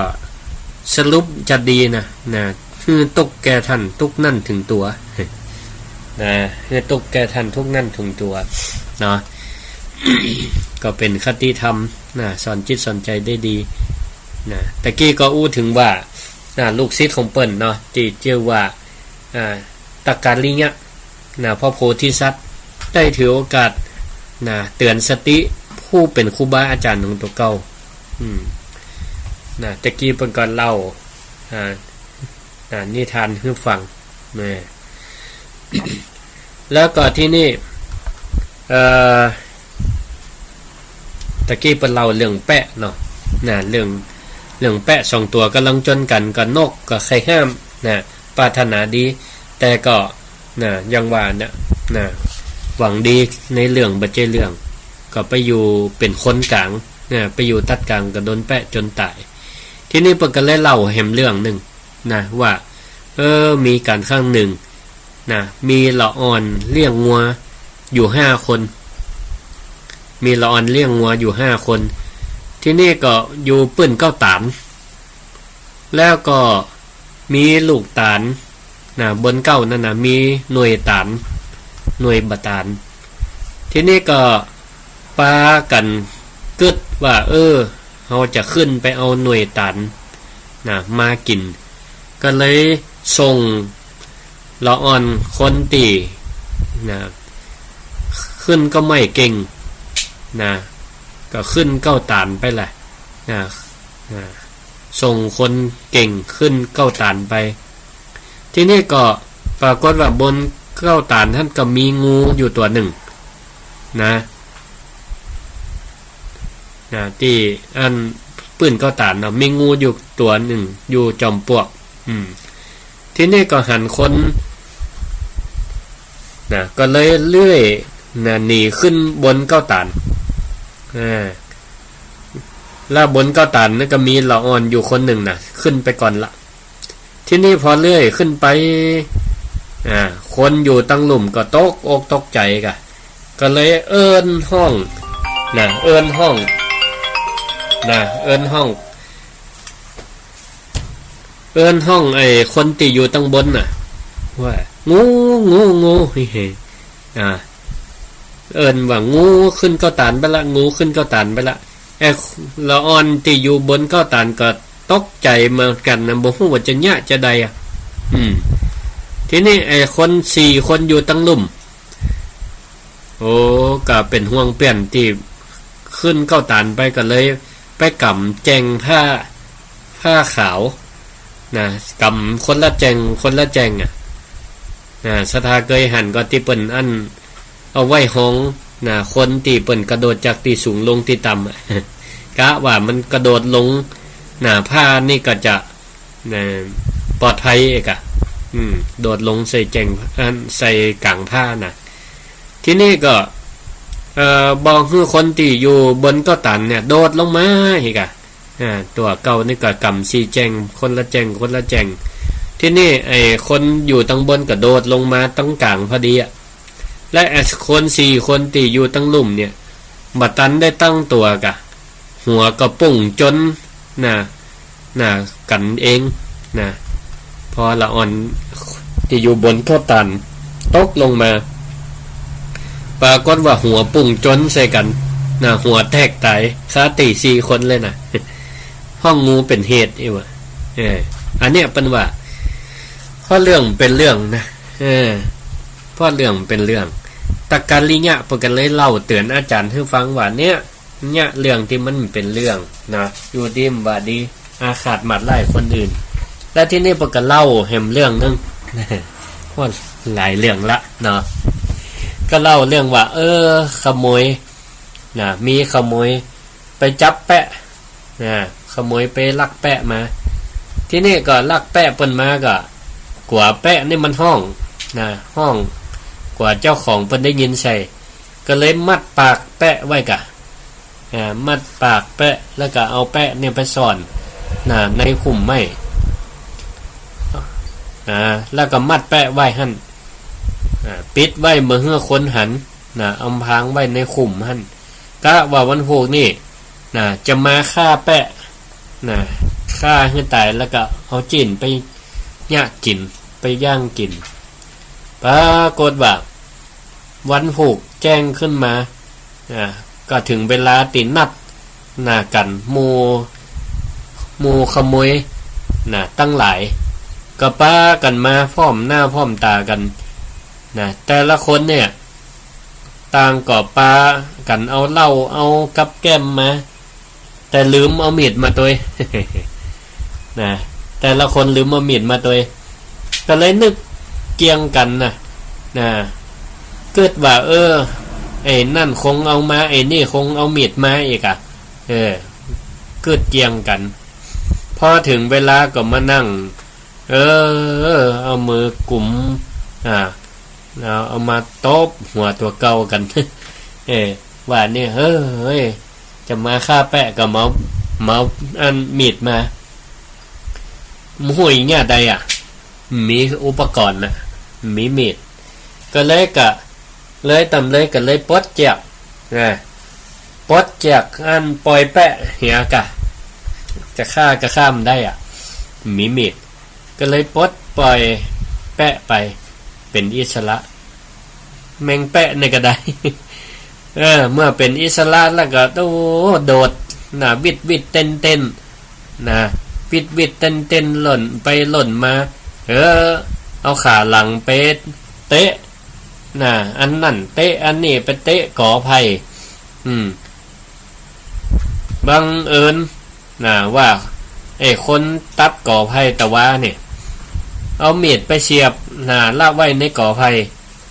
ปรากฏว่าแมงแปะนี่ก็ไปเตะมีดหล่นมาต่อหน้าต่อตาหมู่ขโมยตั้งหลายขโมยตั้งหลายนี่ตอนแรกนี่มืดตัวเก่ามืดเปลี่ยนมืดฝูงว่ามาปะกันแล้วแปะกับมัดไว้ท่านจะก็นึกว่าจะเอามีดกันมาสักคนเกิดว่าเป็นความโชคดีของแปะไป กลายเป็นว่าแปะไป เตะโคมีดก็ล่นมาได้ความหวังแหมข้างหนึ่งก็เลยเปียมีดได้กันยับแปะแหมที่นี่ก็เลยกลายเป็นว่าได้ค่าแปะเหียแตะนะได้ค่าแปะเอาแปะไปง่ากินเหียแตะนี่แปะนี่ก็อย่างว่าศรัทธาญาติโยมทั้งหลายบัดระมัดระวังการกระทำของตัวเก่าเนาะบัดระมัดระวังความคิดเพราะฉะนั้นก็เลยกลายเป็นเหยื่อของโจรขโมยทั้งหลายเหียนี่เป็นเว้นเป็นกรรมของมันแมงแปะเนี่ยศรัทธาญาติโยมทั้งหลายอันเนี้ยตะกะลิยะเนี่ยเพิ่นก็เล่าเรื่องทั้งหลายเราเนี่ยเพื่อเป็นการเตือนสติให้อาจารย์ของตะเก่าได้ฟังที่ว่าเนี่ยบัดระวังปากของตะเก่าวางแผนจะฆ่าคนอื่นก็ไปเล่าให้คนอื่นฟังไปเล่าให้เมียฟังเมียก็เลยไปบอกให้จู้ให้หนีไปเหียนี่ก็เลยกลายเป็นว่าตัวเก่าต้องมาตายแทนเหียอันเนี้ยมันก็เข้ากรรมที่พระพุทธเจ้าเพิ่นได้สอนไว้ว่านะกิเลวะสาธุอติเวรพานีแปลว่ากันว่าคนติอู้นักเกินไปบดีตูเจ้าบรรยายทำมานี่2 ชั่วโมงเนี่ยเข้าใครอู้นักเกินไปกันนี่นะเดี๋ยวก็ให้จะได้ลวดลาละเนาะโอ้นักเกินไปบดีนะตามภาษิตพระพุทธเจ้าเพิ่นว่าไว้นะโอ้นักเกินไปบดีอันนั้นเปิ้นเป็นการเตือนบอกนะว่าการอู้ดีนะอู้ดีแต่ถ้าอู้นักเกินไปนะมันก็จะปาฮื้อนะติดกำอู้จุอู้ส่อเสียดอู้กำหยาบอู้เพ้อเจ้อนะมันก็จะเสี่ยง มันว่ามันบดีนะจะเหมือนกับพราหมณ์คนเนี้ยนะเหมือนกับนกที่เข้าไปอย่าไปห้ามเวลาแปะมันควิดมันจนกันนะหรือเหมือนกับที่ละอ่อนเลี้ยงงัวเอาผ้าไปขึงจนเปื้อนเปิ้นตกใจโดดลงมาแล้วก็หัวจนกันตายหรือเหมือนกับแปะที่ถึงเวลาถึงแม้ว่ามันบ่อู้แต่กิริยาอาการที่มันกระโดดโลดเต้นดีใจเกินไปก็ปาคือเนี่ยคือมีดตกลงมาโดนโจรตั้งหลายเอามีดนั่นไปฆ่าแปะตายตัวอาจารย์ตัวอาจารย์ปุโรหิตนี่ก็เหมือนกันอู้นักเกินไปการติเก็บความลับไว้เหียอันนี้เอาไปอู้บอกคนอื่นก็เป็นโทษเป็นภัยมาสู่ตัวเก่าเพราะฉะนั้นเนี่ยเวลาที่เปิ้นว่าเวลาคนอู้จะไปอู้นักนึกถึงคำบทคำกรประพันธ์ที่เปิ้นว่าไว้ว่าคนเขาบ่ถามอย่าตะกามตะกะกล่าวไก่3 หาวมิใช่ยามตะกามขันกลัวไว้หน้ากล้าไว้หลังระวังทันคนทุกวัน8 เหลี่ยมและ8 คมนี่หมายความว่าจะได้คำก่อนนี่เปิ้นว่าเปิ้นถ้าเปิ้นบ่ถามเนาะเปิ้นบ่ถามนี่จะไปเปิ้นห้องว่าจะไปสุ่นจะไปไข่ตอบเปิ้นบ่ถามจะไปไข่ตอบไก่ถ้าบ่ถึงเวลาเปิ้นว่ามันบ่ดีขันขันผิดเวลานี่กับปลาเจ้าบ้านเจ้าจองนี่จำเวลาผิดปลากันตื่นนึกว่ามันใกล้แจ้งมาหุงข้าวหุงน้ำขันผิดเวลาเดียวดีเปิ้นเอาไปต้มเห็นละเนาะเปิ้นว่ากลัวไว้หน้ากล้าไว้หลังระวังทันให้ระมัดระวังเอาไว้คนทุกวันเนี่ยเปิ้นว่าบ่เดียวนี่มันเหลี่ยมจัดไปหล่ำไปนับได้นับเหล่าเปิ้นอู้เปิ้นไปเลยไป นินทาว่าคนอื่นแล้วก็ไปเล่าหน้าจากขวัญให้เปลี่ยนเป็นฟังนี่เนาะสมมติไปเล่าหน้าจากขวัญให้เปลี่ยนเป็นฟังเปิ้นเปลี่ยนเปิ้นนึกว่าอันจะฟังบ่ฟังบ่ได้ก็ไปเล่าให้คนที่เขาเล่าขวัญเปิ้นฟังเดี๋ยวเอาไม้เอามาประกับมาใหม่ปากเขาเหียนี่คนทุกวันนี่พอหน้าเปิ้นว่าฮู้หน้าหมู่ฮู้ใจเพราะฉะนั้นเนี่ยมีหยังกับถ้ามันบ่เกี่ยวกับเฮาบ่เกี่ยวกับเฮาก็บ่ต้องไปว่าฮื้อกันนะบ่ได้ไปเล่าเดี๋ยวมันก็จะเป็นภัยแก่ตัวบางเตี่ยบางทีก็ไปไล่คุยโตโอ้อวดคุยโตโอ้อวดอย่างตะวันเนี่ยนะถูกเลขสมมติถูกเลขโอ้ถูกเลขถูกหวยบักกี่บาทไปไล่อวดไล่โวไปให้คนอื่นฟังป่นเนี่ยก็คนอื่นก็หู้จะอันก็เตาะจวนเปิ้นเลี้ยงจวนเขาเลี้ยงเอาไปเอามาถูกน้อยเดียวโดนเปิ้นซุยฮื้อจกฮื้อเลี้ยงเชียงนักเหลือเก่าเชียงนักเหลือที่ได้มาก่อนเนี่ยที่เปิ้นว่าอันอย่างก็เมาอย่าง3ล้อถูกหวยเป็นใจเอี้ยเนาะการเนี่ยหรือว่าไปไล่อวดว่าถูกเลขถูกหวยรางวัลที่1ไปให้หมู่จนหมู่ขโมยหมู่ขี้ลักขี้จกฟังเนี่ยก็บ่ได้เดี๋ยวเขาก็จะมาจี้มาปล้นเอาเหียไปเล่าข่อยบ้านข่อยจองขึ้นเหนือลงใต้อย่างอีกก็ดีอย่างเนี่ยก็อย่างที่พระพุทธองค์พระพุทธเจ้าเพิ่นได้ตัดตักกาลิยชาดกเนี่ยสอนให้ฮู้จักระมัดระวังกันกันจาอย่ากลายเป็นคนที่ปลาหมอตายเผาปากจะได้ว่าปลาหมอตายเผาปากก็เพราะว่ามันอยู่ในน้ำก็เพราะปลอดภัยดีแต่ว่าโผล่ขึ้นมาหายใจทำปากพังงับเนี่ยเขาก็ตีเอาไปกินเห็นหมดคนเฮาก็เหมือนกันเวลามีเงินมีทองมีของมีใจก็ชอบเอาไปอวดไปโฆษณาบางเตี่ยเนี่ยคนดีคนดีคนบ่ดีเฮาบ่จะฮู้คนใดเป็นคนดีคนใดเป็นโจรเนี่ยบ่ฮู้บางดีผู้ดีในขับโจรก็มีมันลักมาจกเฮาไปเหียมาปล้นมาจี้ไปเหีย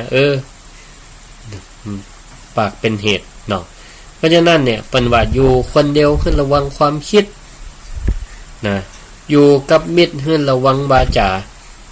อย่างเงี้ยอันนี้ก็เอาธรรมะเกี่ยวกับการ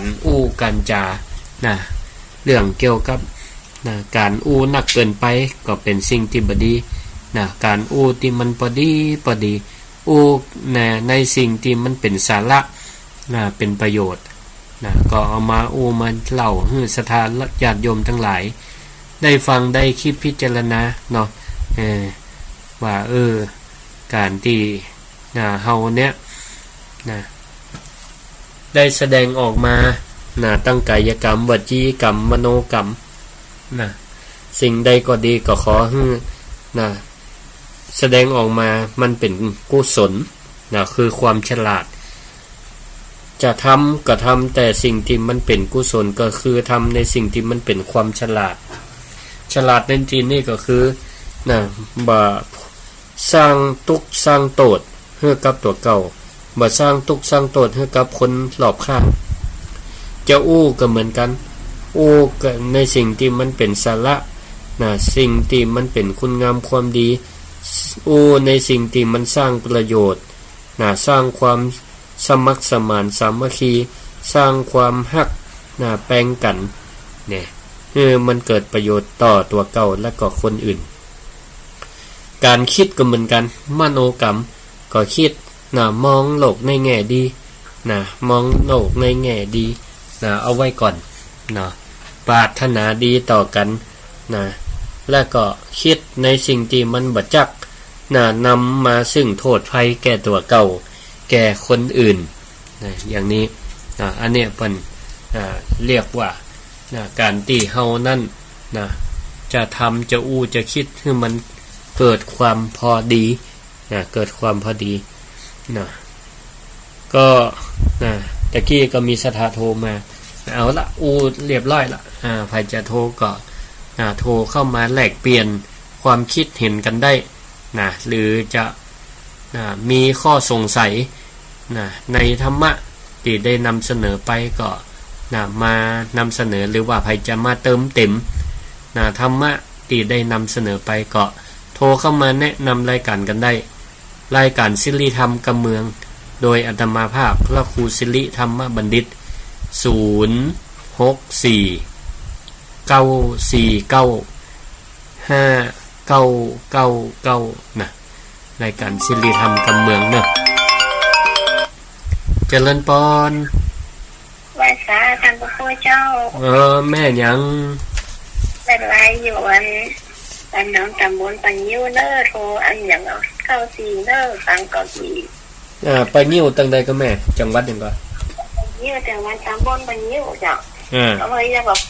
เบียงปะเป้าเจียงไฮ้เนาะเจ้าฟังอยู่เจ้าสาธุสาธุโอ้นักตึงหมดดีเนาะขอบคุณต้นตึงหมดดีเนาะตึงหมดดีอ่ะนะเจ้าสาธุขอบคุณหลายๆเนอะเจริญพรใหญ่เลยพระเจ้าเจริญพรไหว้สาพระอาจารย์เจ้าแม่ยังแม่สลัดแต่ซ่อนน้ำเบิ้งปันตะวันลำปางเจ้าสาธุเจ็ดซ่อนเจ็ดห่มล่ะเมืองปานเนาะเจ้าฟังขึ้นอะไรอย่างนี้ขึ้น106เจ็ดซ่อนเจ้าเจ็ดซ่อนเนาะสาธุเนิ่นชัดเจนเนาะเจ้าชัดเจนดีเจ้าฝนตกก็ฝนตกนะเจ้าวันนี้ฝนตกน้อยเจ้าดีละเปลี่ยนกันห้องเนาะเจ้าสาธุขอบคุณหลายๆแม่เจ้าสาธุเจ้าเจริญพรขอบคุณทุกสายนาทีโทรเข้ามาเนอะรายการศิริธรรมกำเมือง064-949-5999นะรายการศิริธรรมกำเมืองเนาะเจริญพรสมเป็นพระอาจารย์อย่างก็เราสมเป็นพระอาจารย์จะได้ผู้เก่งคือดีเท่าสาธุแม่ยังแม่ก็เจ้าเป็นไงท่านอันนี้ก็เคยพวกของท่านพระครูโสพลบุญยลักษณ์ก่อนอำเภอเงาป้ากะรู้จักกันเด่นหลวงพ่อเจ้าคณะอำเภอน่ะเจ้าถามเปิ้นท่านกะน่ะเจ้าเจ้าพ่อครูศิริธรรมบัณฑิตก็นี่แหละน่ะอันนั้นตอนนั้นย้ายกับไปก็เปิ้นที่ว่าตอนนั้นไปเรียนเสียศพหลวงปู่นะจ้ะวัดมิ่งวัดไหนเจ้ากันอยู่กับพระครูนี่ก็เจ้านี่ก็จ้ะว่ามาเสียศพไผหลวงปู่วัดบุญยวาสอ่ะบุญยวาสล่ะที่มหาลัยเจ้าที่มหาลัยเนาะเจ้าคนนักเจ้าคนหน้าโอ้นักยอมย้ายไปกับไปสาธุกันนักเนาะอันนี้ฟังขึ้นเนี่ยแม่แล้วรุ่นนี้เจ้าหลวงพ่อเพิ่นก็มีขึ้นวิทยุอยู่ที่วัดนั่นนะบัดเดียวออกอยู่ก่อนเดียวเพิ่นย้ายไปที่94น่ะเจ้าจ้ะวันหน้าทันเอามาไปทำเลยพระสมชาติว่าแล้วจะเอามาเจอเธอคอยเงาเดี๋ยวก็เกาะลิงกันไปนั่นกันเนาะเจ้าเจ้าสาธุขอบคุณมาก้มหน้าเจริญพรอยู่ดีมีสุขเดี๋ยวถ้าไปจะได้เอาทานพระครูจะไปจะให้เป็นทานพระเนาะได้สาธุอยู่ดีมีสุขศรัทธาตั้งเมืองเงา ฟังคลื่นอะไรอย่างก็ดารุณีเนาะลูกศิษย์หลวงหาหลวงป่อเจ้าคณะอำเภอเงาหลวงพ่อพระครูโสพลบุญยลักษณ์แต่ก่อนเปิดก็มีสถานีวิทยุอยู่ที่ในวัดอันวัดเปิ่นเนี่ยชื่อวัดอะไรก็บุญยืนเนาะบ้านแห่งหลวงพ่อก็มีเมตตาเจริญพรเจ้าแม่หยังแม่หยังจะคำแล้วเจ้าพระอาจารย์ฮะเจ้าอยากให้ได้ตั้งคำสิเทศคำของไงฟังแต่ทำจะได้เทศในกับทำกำเมืองเนี่ยอ๋อทำกำเมืองล่ะได้กับเจ้าได้ยินมหาสมศักดิ์กุฏยำได้ยินกุฏยำแต่ว่าเป็นเทศแต่ว่ามวลเขาอ๋อกะเสียงจดมวลแล้วพระอาจารย์มันจะเสียงม่วนยังเปิ้นวันนี้ม่วนเหมือนกันค่ะเจ้าเสียงคล้ายๆกันแล้วพระเทศคำกว่าที่จะม่วนเนาะจ้าขอบคุณเจ้าได้กะกันทำมันต้องเติมกันนะมันจะเตะได้อ่ะจ้าสาธุเนอะได้จ้าสาธุเจริญพรยังว่านะเตะทำเมืองเนี่ยมันก็ได้เตะยังเป็ดเนี่ยเนาะเก่งยังเป็ดแต่มันแบบเก่งยังไก่นะขันจะเฮือเสียงม่วนยังไก่เนี่ยมันต้องบ่ม่วนมันก็ได้กลับนึงกันเนาะก็เตะได้อยู่นะจะคือมันม่วนบ่ม่วนเท่าใดเพราะว่าอาตมาเนี่ยมันเสียงมันสั้นนะหายใจมันเป็นภูมิแพ้นะเสียงมันจะหายใจสั้นมันไม่ยาวก็พอได้อยู่แต่ว่ากระเตดเปตาพี่อยู่นะเปิ้นว่าฟังอาจารย์มหาสมชาติเตดตะว่าม่วนเนี่ยพระครูศิรินี่บ่ได้ออกรายการวิทยุเตดทำเมือง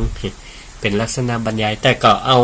ของหลวงพ่อพระครูอุดมศิริทัศน์นะมานำเสนอเหมือนกันนะวันพัดเนาะกูเตียทุกวันพัด เดี๋ยวโอกาสดีก็จะเอามาฟังเมื่อคืนห้องเนาะมีไผจะโทรเข้ามาแนะนำรายการศิริธรรมกำเมืองโดยพระครูศิริธรรมบัณฑิตก็โทรเข้ามาได้เนอะ064 949 5999นะก็ยังพอมีเวลาอยู่เจริญพรนักเจ้าแม่บัวไข่วันนำได้ฟังกันแหละหมดแล้วเนาะกันอันนี้หนีมาฟังอย่างดารุณีกะอุ่นดังมีเจ้านึกว่าฟังหนีจาก106มาฟังตัวมาอยู่กันเนี่ยเฮ้ตัวหาอยู่ตัวหาอยู่อันเมื่อวันมันแรงมันบักไข่ตันออกเนี่ยเป็นไอมาหลายวันเราท่านจะเคยมาหาคนจากไปเชียงรายอยู่นะกะโอ้เหมือนก็วันนี้ไปแถวมึงไปแถวมึงฝางมึงกะบ้านหลงบ้านโอ้ยรถจุ่มแถวกี่เปิ้ลเดี๋ยวบ้านห้อมเป็นยังล่ะบ้านโตหัวจ้างฝนตกหนักเกิดเจ้าหัวจ้างคนก็ดีกันได้แหละดีแล้วมาหัวจ้างดีแล้วเจ้าลำปางโจกดีปีเนี่ยแต่เจ้านี่ก็ตั้งบ้านซ้ายตั้งห้วยเป้งยังก็นี่อยู่นำน้องมันสูงเนาะแม่นั่นเหรอแม่สีกุลจะได้ห่มหัวน่ะบ่เป็นก็กล้าเนาะเดี๋ยวละบ้านสถาติฟังรายการวิทยุนี่ปลอดภัยมั้ยนะเพิ่นว่าเนาะบุญดีฟังธรรมมันน่ะสาธุขอบคุณเนอะอยู่ดีมีสุขเจริญพร เพิ่นว่าศรัทธาที่ฟังธรรมะรายการขึ้นสีขาวจบดีกันหมดนะฝนตกหมอกปนให้พอดีน้ำมันนักเกินไปเจริญปอนไว้สาเจ้าแม่หยังก็แม่สวงเจ้าบ้านถอสมานเจ้าจังหวัดเนี่ยไหนอำเภอ2จังหวัด8เจ้า2เมือง8เจ้ามึงฟังอยู่ด้วยฟังอยู่เนาะทำคำเมียงม่วนดีเนาะล่ะสาธุฟังคืนยังแม่ฟังคืนนั้นของจารุณีติวะใต้ฟ้าเมือง2เจ้าใต้ฟ้าเมือง2ดารุณีเนาะสาธุขอบคุณแม่ว่าติว่าเพิ่นเสนอมาติว่าฟังทำคำยังติว่าเทศทำคำยังอีแน่แม่ชอบได้เดี๋ยวเจหน้าเนาะเจ้าเจหน้ามาเทศให้ฟังมันทำน้องคนละอย่างมันบ่ม่วนยังนกเขาเหินมึงแปลกก็มันก็ม่วนเหมือนกันนั่นกะล่ะเจ้าสาธุเจ้าขอบคุณแม่สวงเจ้าเจริญพรอยู่ดีมีสุขเจ้าสาธุขอบคุณหลายๆที่แนะนำรายการดีละใครมีหยังจะแนะนำรายการก็บอกมาได้บอกมาได้064-949-5999พระครูสิริธรรมบัณฑิตรายการสิริธรรมกำเมืองห้องก็อยู่ต่างอำเภอห้องก็อยู่ต่างจังหวัดได้มีโอกาสมาลำปางกับมาแวะมาแอวหากันได้ที่วัดมิ่งเมืองมูลถ้าปะนี่จะได้ปะกับวันติดวันพระอันนึงนะถ้าวันธรรมดาวันเสาร์ก็ส่วนมากก็อยู่พุ่นมจรวิเลยสงฆ์พุ่นเนาะที่อำเภอเกาะขาพุ่นเนาะหมดละก้าเนาะมีใครโทรมาเห็นละก้า064-949-5999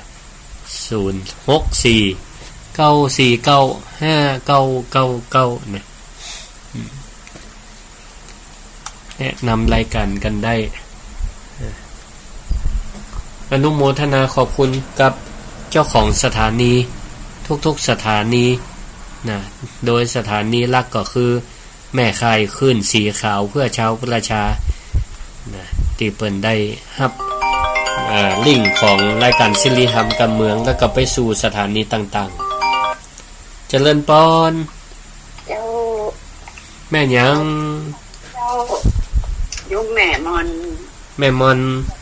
จังกลางเจ้าจังกลางนี่เมืองน่านกะเจ้าโอ้ฟังจัดไก่แล้วนี่ขึ้นยังฟังโทรคืนแต่โทรยากโทรไปได้โทรโอ้โจกดีวันนี้มีโจกขึ้นยังแม่ขี้หลงขี้ลืมเนาะมันจำไปได้อันนี้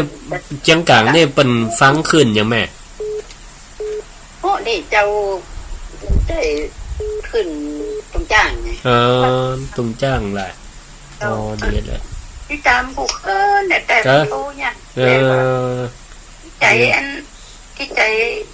ข่าวเราข่าวที่ใจอันได้ทำที่ใจหมดดีอยู่สบายทั้งเรื่องเดียวสาธุอยู่ดีมีสุขอายุมันคนยืนเจริญพรฮัลโหลนมัสการเจ้าท่านอาจารย์แม่หยังก็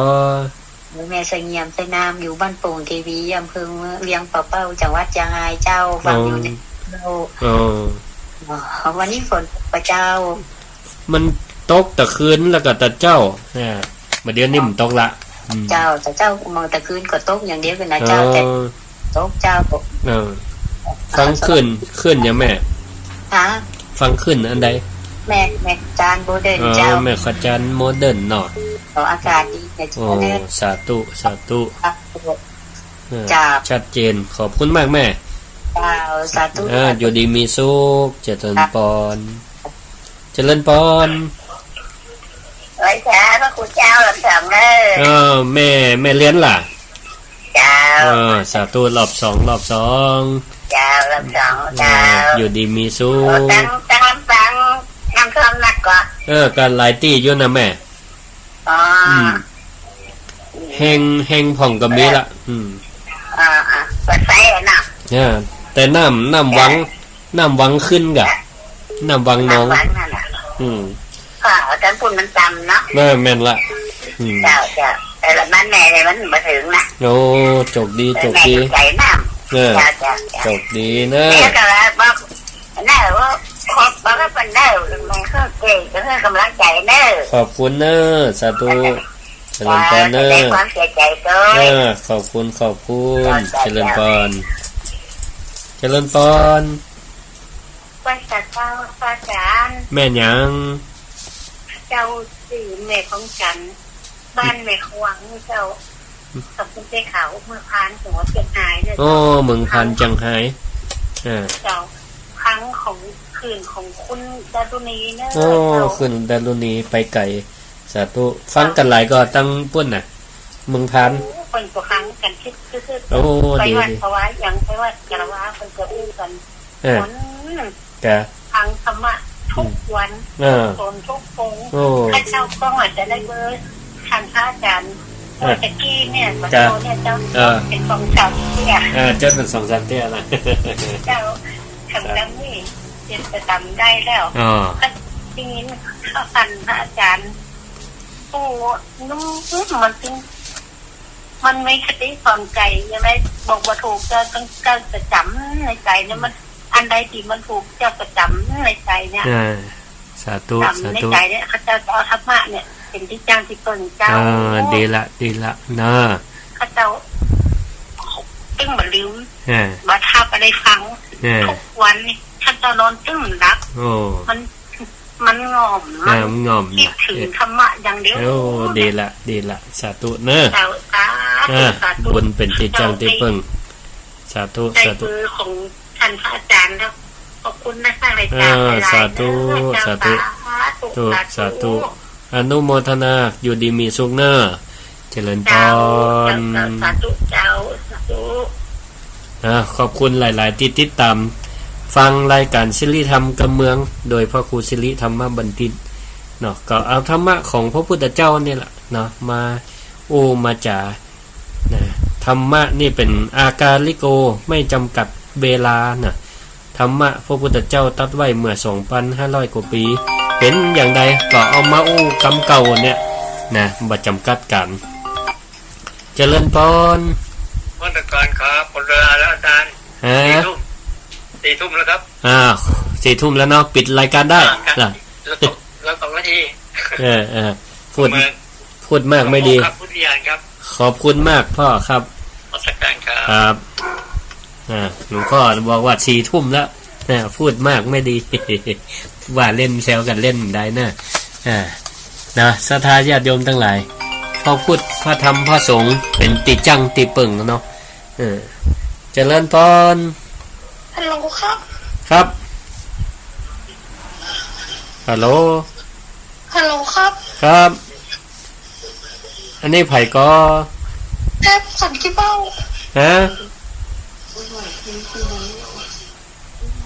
ฟังตังใดดารุณีครับดารุณีขึ้นดารุณีบ้านอยู่ไหนเนี่ยโทรมาสันขี้เบ้าครับตำบลเมืองพานอำเภอพานจังหวัดเชียงรายชื่ออย่างก็แซบต้องแซบกะแซบอายุต่อใดนี่10 ขวบเก่งโลโทรมาอายุน้อยที่สุดเนี่ยที่โทรมานี่นะอยู่ชั้นป.หยังป.4 โอ้เก่งป.4 ก็ฟังธรรมแล้วฟังธรรมกับไผฟังกับยายอายุเท่าใดคุณยาย60ดีละลูกเก่งๆนะฟังธรรมะกับยายตึงวันล่ะดีละโทรบัตันโทรบัตันวันนี้โทรตันละจกดี ขอบคุณที่โทรหาเนอะนะขอให้อายุมั่นขวัญยืนเนอะสอบได้คะแนนเกรด 4ทุกวิชาเนอะครับเจริญพรเด็กชายแสบอีกการต้องแสบโอ้อยู่กับยายฟังธรรมะนะทุกวันนะป.4 บ่ได้แล้วอายุ10 ขวบนะติโทวันนี้นี่ทำลายสถิตินะอายุน้อยที่สุดเนี่ย10 ขวบก็ยังอาตมานึกถึงสมัยเป็นละอ่อนเหมือนกันนะอยู่กับยายเหมือนกันนะอยู่กับยายมาตั้งแต่เล็กอีกไงโอ้จำชื่อเพลงของยอดรักได้อยู่นะเพลงอยู่กับยายเพราะว่ามันตรงกับชีวิตนะใหญ่มากับยายไปวัดก็ยายพาไปก็เนี่ยตอนละอ่อนป.4 จะเยี่ยมเหมือนกันไปทำวัดสวดมนต์วันพระวันศีลก็เปิ้นมันก็ได้ความซึมซับเนาะโอ้ไปหันพระสงฆ์องค์เจ้าเปิ้นหลวงพ่อเปิ้นอันหนุ่งผ้าเหลืองเนาะเตะทำปั่นป้อนก็เอามาเห็นแบบนะผ้าห่มติดบ้านเป็นสีเหลืองก็เอามาตุ้มเล่นนะมันก็เกิดความนี่เนาะซึมซับนะก็จนได้มาบวชมาเฮียนแล้ววันนี้ก็ได้ได้จ่ากับศรัทธามาก็ถึงช่วง2 ชั่วโมงพอดีก็ขอลวดลาศรัทธาญาติโยมไว้เพียงเท่านี้เนอะมาพบมาปะกันในสัปดาห์หน้าเวลา 6 โมงวันพุธหน้า6 โมงถึง 2 ทุ่มรายการศิริธรรมกำเมืองวันนี้ขอลวดลาไว้เพียงเท่านี้ขอให้อยู่ดีมีสุขสมบูรณ์สุขมั่งมีสีสุขอายุวันโนสุขัง